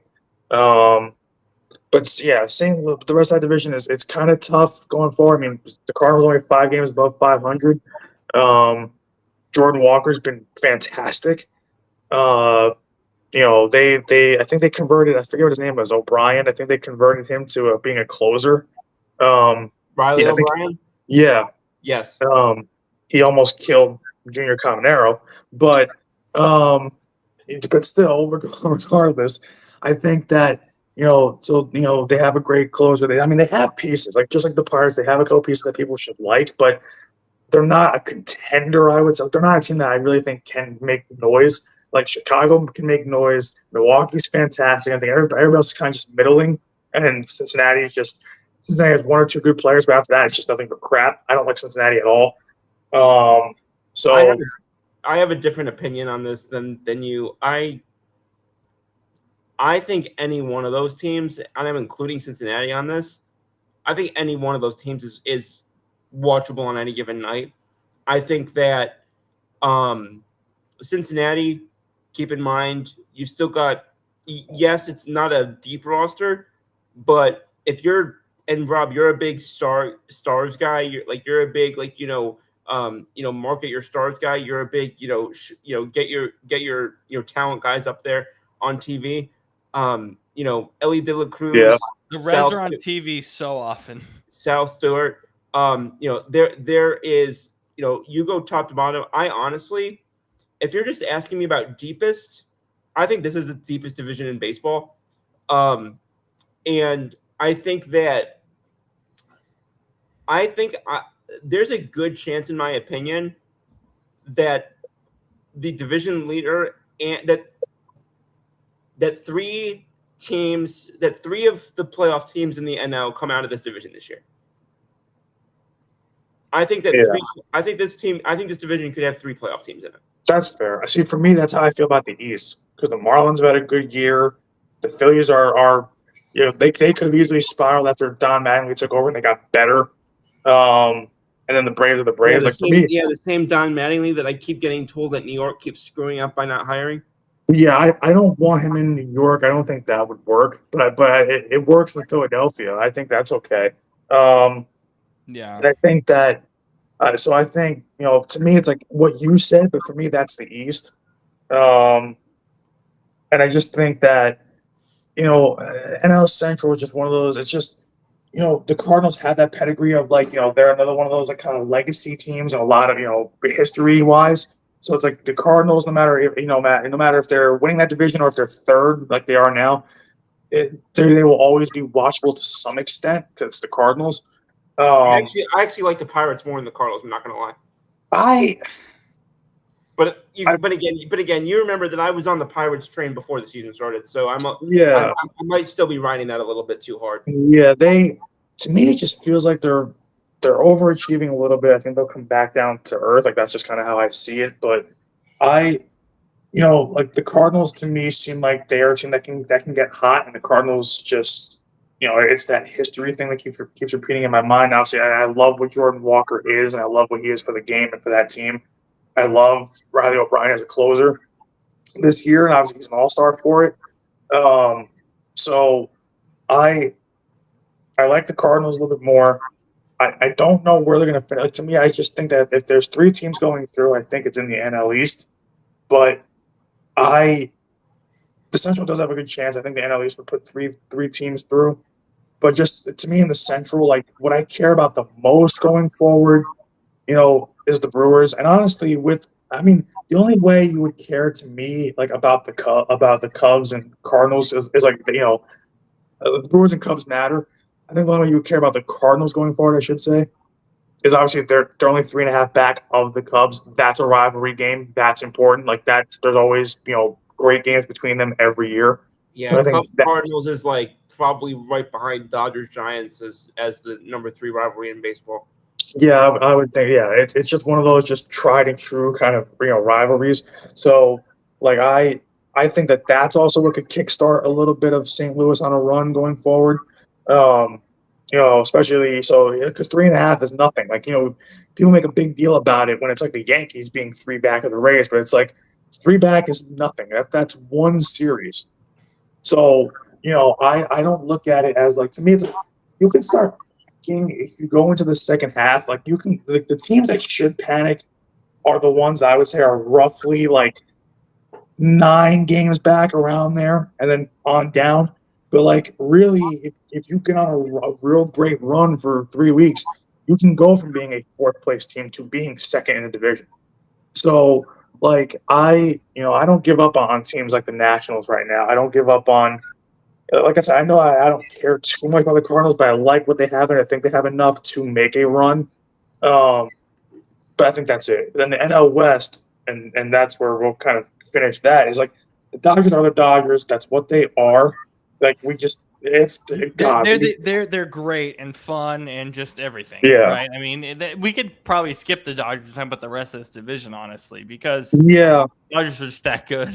I just The Padres are 3 games out for the last wild card spot. Obviously, the Diamondbacks are 2 games out. They're chasing each other.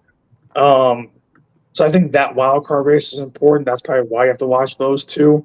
But other than just them competing for a wild card spot, I mean, they're obviously not catching the Dodgers for the division. That's not going to happen.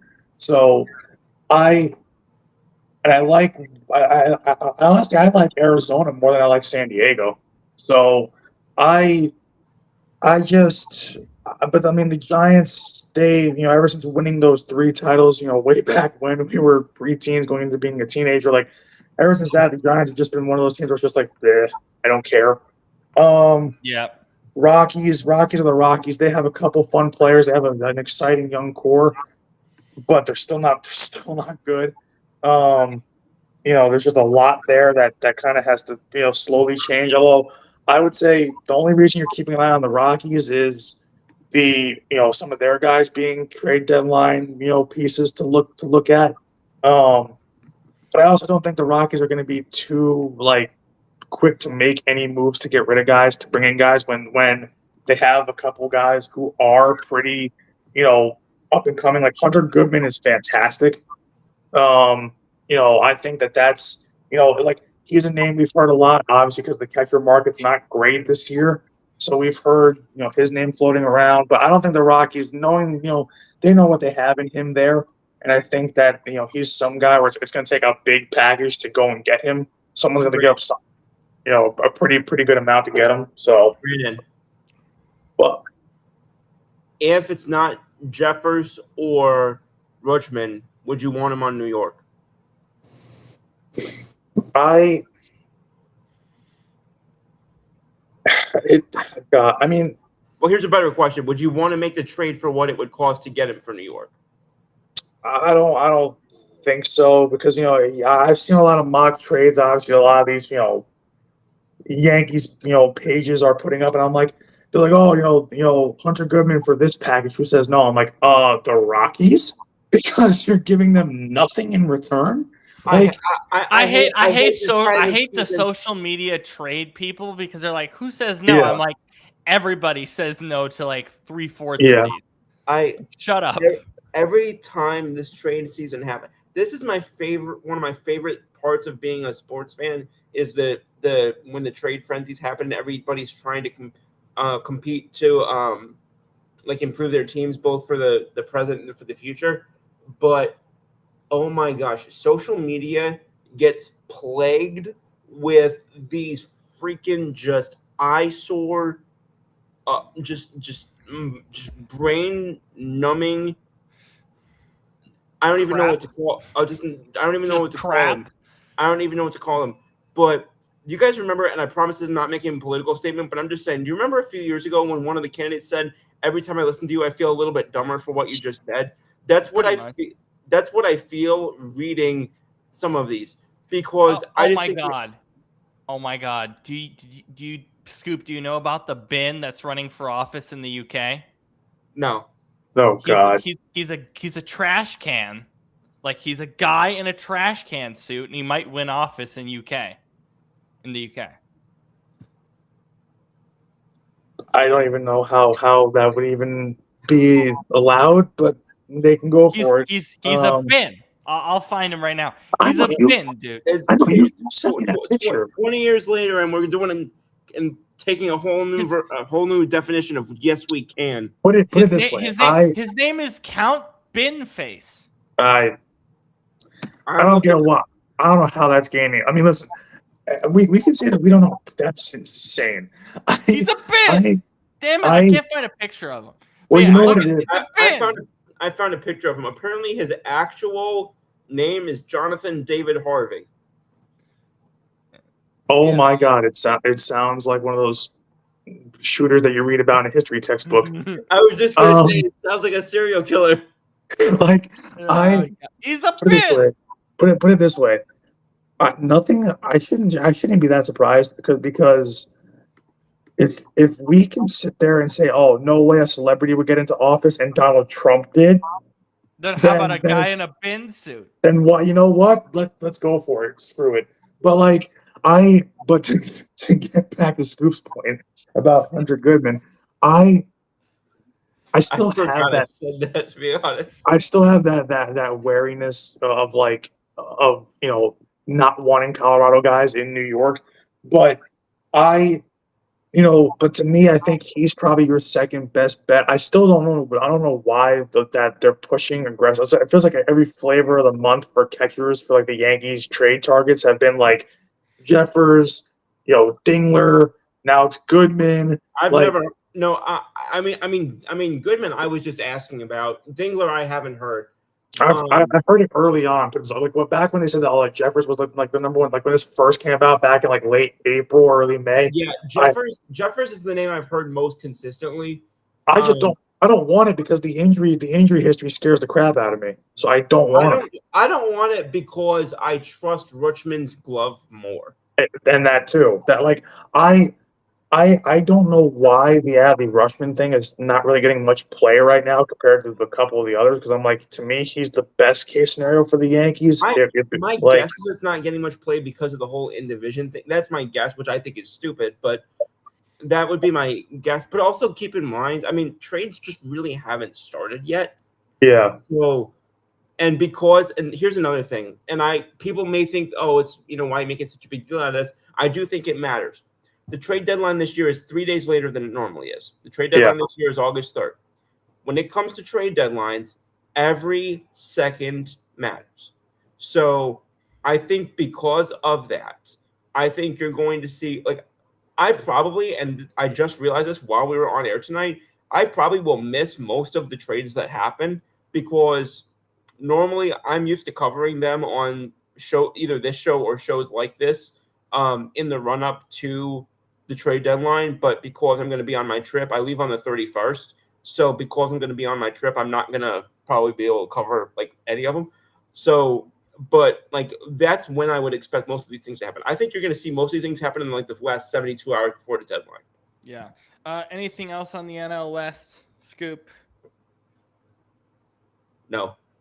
No, but why do you sound so far away, Rob? I have no idea. I moved my chair back. Yeah, that's why.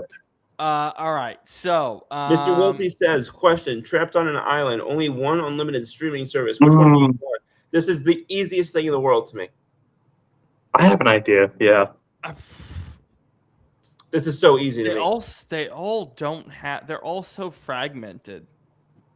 Music, podcasts, audiobooks. Give me Spotify. God, I don't like Spotify. But it's the only one I can think of that gives me pretty much everything that I could ask for. I mean, so I can't count cable because I just say YouTube TV, but that doesn't count. Crap. See, that's the thing is I YouTube could have Unlimited. I could have said YouTube because YouTube has like YouTube Music and YouTube TV and whatnot, but just going YouTube as a it doesn't have YouTube TV. YouTube TV is separate. Yeah, YouTube TV is separate. You just get the music and ad for YouTube on the unlimited plan. Crap. I guess ESPN Unlimited now. You probably get the most bang for your buck if you're a sports fan, probably. Yeah. Because you get a bunch of soccer. You get everything on ESPN's networks, which is a good majority of stuff. You have the Super Bowl this year. As a sports fan, it's so fragmented, I could never choose one. I think unless it's cable. I think cable is still, unfortunately, considering how expensive it is, although the streaming cable's been pretty good, that's probably your best bang for your buck to get the most value out of it now. Yeah. For me, like, I grew up with Prime because my grandfather pays for it. Like, even though I have my own Prime account, like, under his, whatever. But Prime is very good. Prime is all right, but the problem is that what tips the scales for me in terms of a streaming service is what I have. I got it and I still use it all the time. It's the only one I use like all the time. It's HBO Max. That's the one I use. That's the one I use pretty much most often because it has all the stuff I want on there. It's got all my favorite stuff. Like Prime doesn't have a lot of stuff I like, and the thing is they hide a lot of stuff behind a paywall, so I don't like that.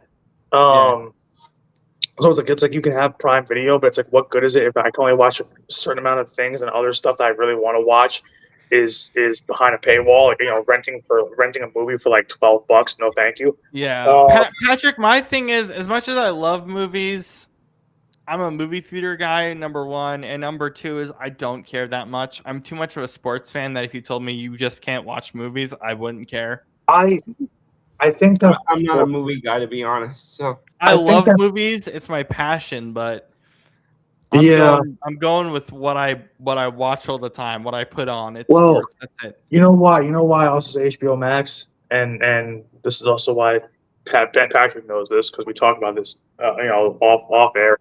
But it has wrestling, AEW. So that's why I watch it, because I can go back and watch any episode of AEW that I want. I can go back and go browse their whole library of stuff, and then I can also just, when HBO Max does have, because it's basically with TBS, you get a lot of baseball with that. So that's always good.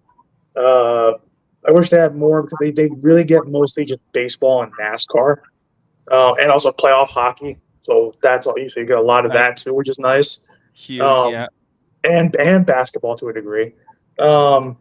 It's what is their college hoops program? I think it's Big 12 this year, a little ACC. Yeah, and then same with football. I think it's Big 12 ACC stuff. So it's HBO Max to me has the best, it doesn't have every, no streaming service is going to have everything, but I think HBO Max gives me the best variety between movies, shows, and sports. So it's like that's kind of where I go. That's the only streaming service that I pay for. So I think that's kind of why, because it has everything I want. So yeah, I think for me it's probably HBO Max. But I get why somebody with for me it's like a close second is Prime. But finish up. But definitely, and it's not just because of what we said about their home run derby broadcast, but Netflix sucks. It just sucks. My parents use Netflix. I really only use it if there's like boxing or MMA on there. I mean, I don't know. I'm not a TV show guy, and I love movies, but I see them in the theater, so it's just like whatever. And so like YouTube TV is great for me because I'm just always watching something for sports, I guess. That's basically all I use it for. And also, I mean, that's the kind of nice part about cable packages now, especially at like the somewhat fair prices that the streaming cables are in now. There's like a ton of movies on there. You can record whatever you want, so it's nice. But I wouldn't call it a streaming service. There's still cable, it still counts, just a different type of cable. So that's that, and it's like. And I don't know, music. I mean, I guess YouTube, but that's not really a service because it's free. But whatever. What is Monday? Never mind. Monday Night Raw. Only even Monday Night Raw sucks, bro. I don't like Monday Night Raw because there was I read Monday Night Rave, and I was thinking like my friends who go out raving. I was so confused. God. No, Monday Night Raw is not good, bro. I don't like Monday Night Raw, and I haven't watched Raw or SmackDown in ages. Like, I just haven't. I don't care. I want to keep up with it, but it's like outside of a lot of my favorite, veteran wrestlers from when I was little, like Randy Orton, Rey Mysterio, etc. Like outside, Drew McIntyre. Like outside of all these different guys, I shouldn't say all these different guys, but outside of those few guys, AEW to me is just a better product. It's more for the hardcore wrestling fan. So it's and we talked about this last week. WWE doesn't know what they're doing with their talent. Everything's so regimented, and it's just like, oh, yeah. It just feels too. SummerSlam has some good matches, but we're just gonna watch a bunch of commercials. No thanks. Oh, the one thing I am upset about AEW for is that no Full Gear in New Jersey this year. They moved it to Phoenix. Yeah, which is stupid because Phoenix will not get the draw that New Jersey gets. Yeah, it just won't. Yeah. So that's a bad move on AEW's part to not have it. Although they said that we could get the next pay-per-view after that. We could probably get World's End in Jersey. So It'd be if fun. we get World's End in Jersey, I'm fine with it. I'll go see that. But yeah, it's not, to me, it's not, I understand wanting to move the pay-per-views around and whatnot, but New Jersey has such a massive wrestling culture that it's stupid to move Full Gear out of Newark, out of Jersey. The way that you've talked about it is like Full Gear is like part of your year.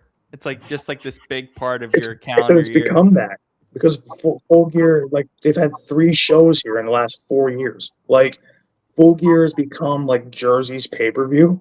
So it's like I don't understand. Like if they can keep putting pay-per-views in Chicago because it's Chicago, I'm like, why can't you leave Full Gear in New Jersey, knowing the term? Oh my blind! Well, like Scoop, what is happening today? You're moving around. Why are you going? Why are you trying to bring me into the light? Are you Jesus? I mean, like I see. Well, see, Patrick, you're missing out. If you watch AEW, you are missing out.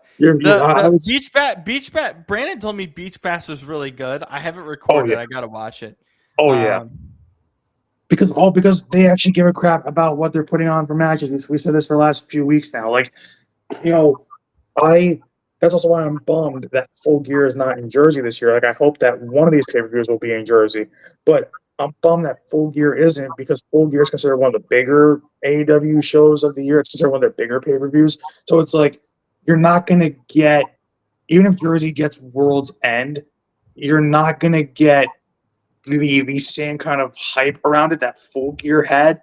So, like, because everybody I know that's a wrestling fan in New Jersey, we said it for months. Like, we even said after last year's show, they were like, "Oh, when are we buying tickets for Full Gear next year? Like, we're gonna buy them like 6 months, 8 months out. Like, whenever they go on sale, we're gonna buy them because like we want to go back." And New Jersey is a hot spot for pro wrestling. Like Phoenix, Arizona, what the hell is in? There's nothing over there for pro wrestling. New Jersey. Oh my God, that reminds me. I'm sorry, Brandon. Are you gonna watch Saturday night's main event because it's at MSG? And WWE's promoting the literal crap out of it for some reason because it's at Emma.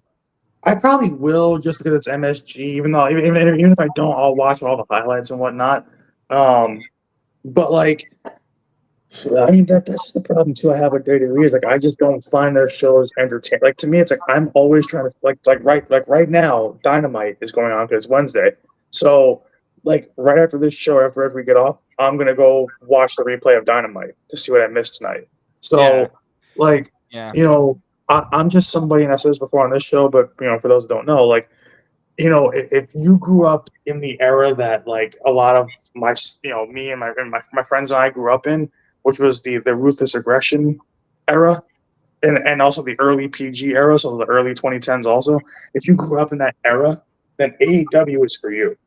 Then it's like, or it's a hell. So many people are migrating to AEW because they actually give a crap about the product. We've been talking about exactly. Like the second AEW debuted, and because we had seen promos for it for weeks before it actually debuted on TV, because AEW was before it debuted on TV. AEW was a thing for about, I think, 6 to 8 months already, and the shows, so they were showing like clips from the shows, getting people hyped. It was finally going to be broadcast on TV back during, I think it was COVID 2020 or 2019, something like that. Yeah, and I kept saying to my friends, I'm like, yo, do you guys see like the promos for, AEW? Like, a lot of us hadn't watched or hadn't really kept up with wrestling the same way we did when we were preteens.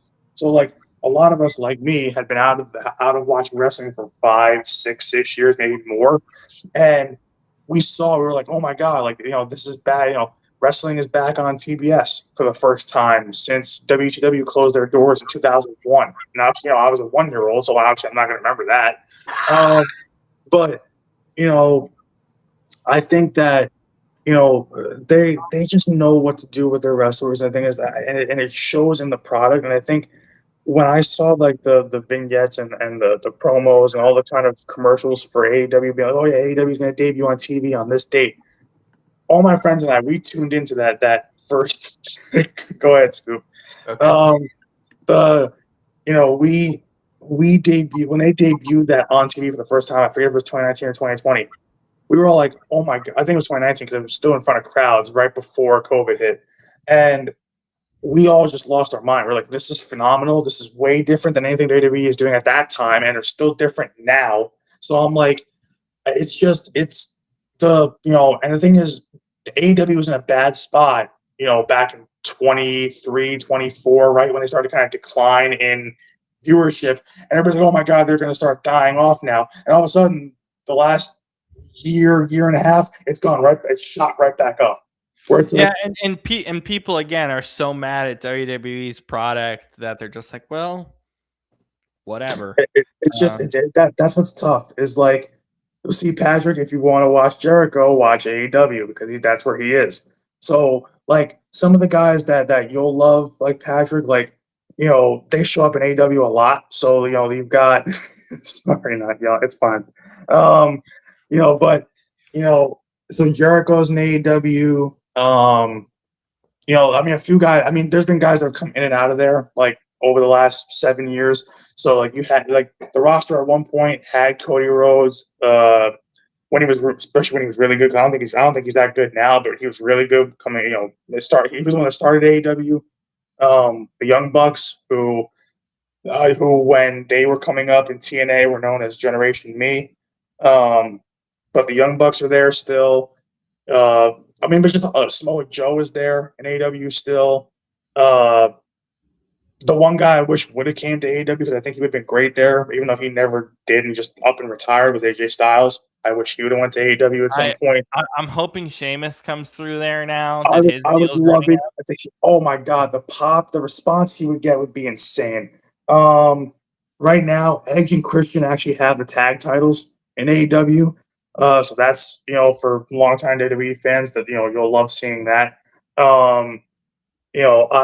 So there's guys there that are still, I think Patrick. I think that's the tough thing is that creative doesn't give these guys much in WWE. So yeah, I don't think, and we talked about this last month. I don't think Triple H knows and his creative team knows what they're doing, and I just think it's Triple H's fault ultimately.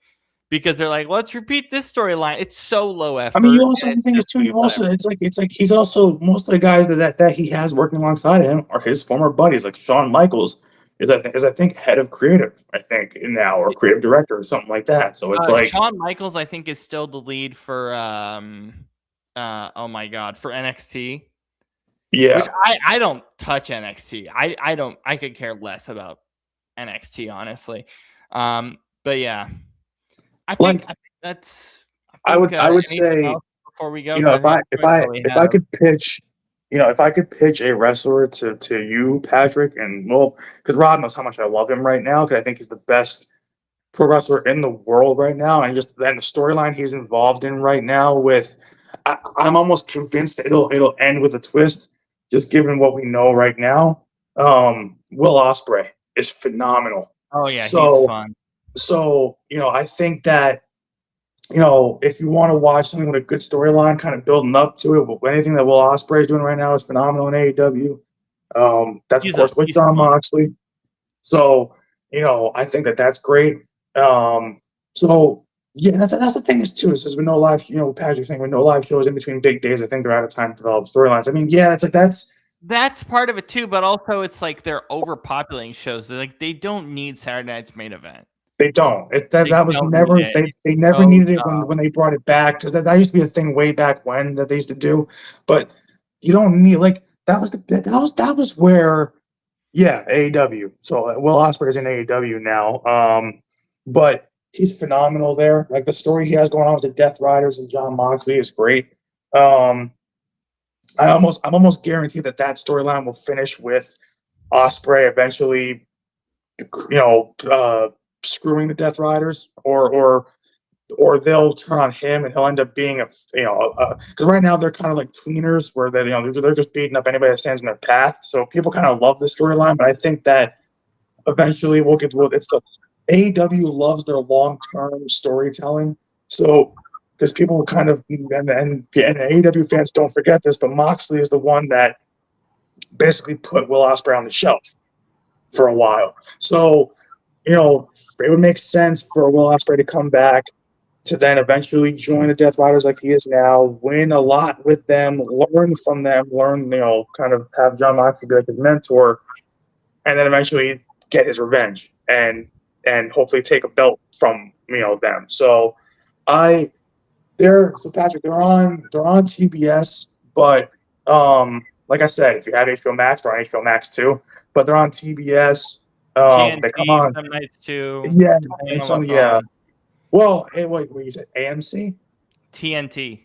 Oh, okay, yeah. There's some Okay, I was TNT. gonna say that's another thing too. If you want to watch another company, even though they're partnered with WWE, I still think they're doing a pretty good job right now. The old TNA, TNA's on AMC now. On AMC, yeah. I'm keeping tabs on it a little bit. Yeah, so that's fun. But I think Patrick, AEW, I think to me is like, as an old school wrestling fan, like as someone who grew up in the Ruthless Aggression era and the early PG era, and like even for ones who are older fans like Attitude Era and going back to even the golden age of wrestling in the 80s and early 90s, I think people, more so people that are like me, that are like-minded like me, and who are older, are gravitating more towards like the younger demographic is watching WWE. The older, more experienced wrestling fan in that demographic is watching AEW. That's basically and how a lot it of is. the young audience is watching WWE because it's just, oh, here's this random celebrity. Whoa, it's like, oh god. Anyway, Yeah, and meanwhile, AEW doesn't do that, which is smart. They don't cram celebrities down your throat. Like, oh my god, we're gonna let Jelly Roll wrestle. It's like, why? who cares? Why? You don't need Yeah. that. All right, Scoop. I think that's all we have for today. So you want to lead us out? Okay. So, with that, thanks again, everyone, for tuning in for another episode of No BS with B&S. And very glad, Brandon, that you took a little time to join us from Florida tonight. And of course, Rob. Rob, if you don't mind, we didn't put up the sign. I don't think so. If you don't mind, just putting up the sign one more time. It's been back there the whole time as I've been moving So around. we got Lion Coffee, of course, LionCoffeeCompany.com, and go out and get with Patrick Tan all those sweet deals on the latest from Lion Coffee and all associated products there. I'm very excited to see what they have for us in store going forward. Yep. With that, tomorrow night, back on What's the Scoop? I think it's episode 122, I want to say. 122, yep. I think so, yeah. So fired up for that. There's going to be a lot of great content. Guys, y'all mentioned it, but I feel like I just want to mention it real quick. Y'all mentioned it last week, and I didn't get a chance to. Is LeBron ever going to sign a contract? It will be the next few days. I think from what I've heard, it's like sometime next week. Yeah. It's just so it's pretty. He always signs quite late. Yeah, but this feels in later July. than normal. This just feels later than normal. Well, also keep in mind the reason why is because I think there were only like 2 or 3 teams involved, and originally like all 29 were involved at the beginning. So yeah, it's later than normal because this was a longer process than the other decisions. Good night, Mr. Wiltsey. He just said he's good night, Mr. Wiltsey. So it makes sense. I would expect it in like the next week or so. All right. So then, with later that, the better though. So we'll close with this. One word: LeBron James plays the fall of 2026. It takes his talents to what city, Rob? Don't care. Doesn't matter. Not what I asked. I don't care. I don't care where he goes. It doesn't matter to me where he goes. Because every city has its issues. Yeah. So I don't know. Like, this is the thing. Like, I can't. And that's the thing. Everyone wants to say Cleveland and whatever. And then here, Philly making a pretty interesting push for him this week. And it's just like, okay, but Philly, like, does that work with Jalen? I feel like no matter where he signs, there's going to be more problems. If it's not Cleveland, there's more problems that I can look at and say, oh, this is an issue. This is an issue. This is an issue. Then, oh, this is like an easy no-brainer move. And that's why I don't care. This is like the one where I'm just like, we knew he was going to LA. We knew he was going to Cleveland. Miami was a shock, but it made sense at the time. No matter where he goes, I'm like, I'm going to have an issue with some aspect of it. Yeah. How the roster I'm going to have some problem with it. Okay.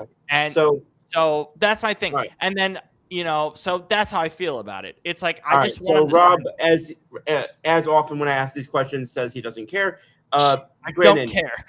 Yeah, I just gotta assume that that's gonna be your answer when I ask these things now. Brandon, your answer. I'm just, I was on the fence about it, but I still think it's gonna end up being Cleveland. I just, I'm not a hardcore betting man, but still, all the betting markets still have Cleveland as the favorite by a good bit. So I still, usually those things tend to be right. So I don't want to go against that. And the thing is, I've said Cleveland all along. He's going somewhere where he can end his career. It wouldn't seem right to end it anywhere else but Cleveland. So I know that's hard with the whole contract situation and what they have to dump and what they're going to do, and their stupid obsession with James Harden. But to me, I just think Cleveland's home. It will always be home for LeBron, and I think that's where it just has to end there. Yeah. So I say Cleveland too. Yeah.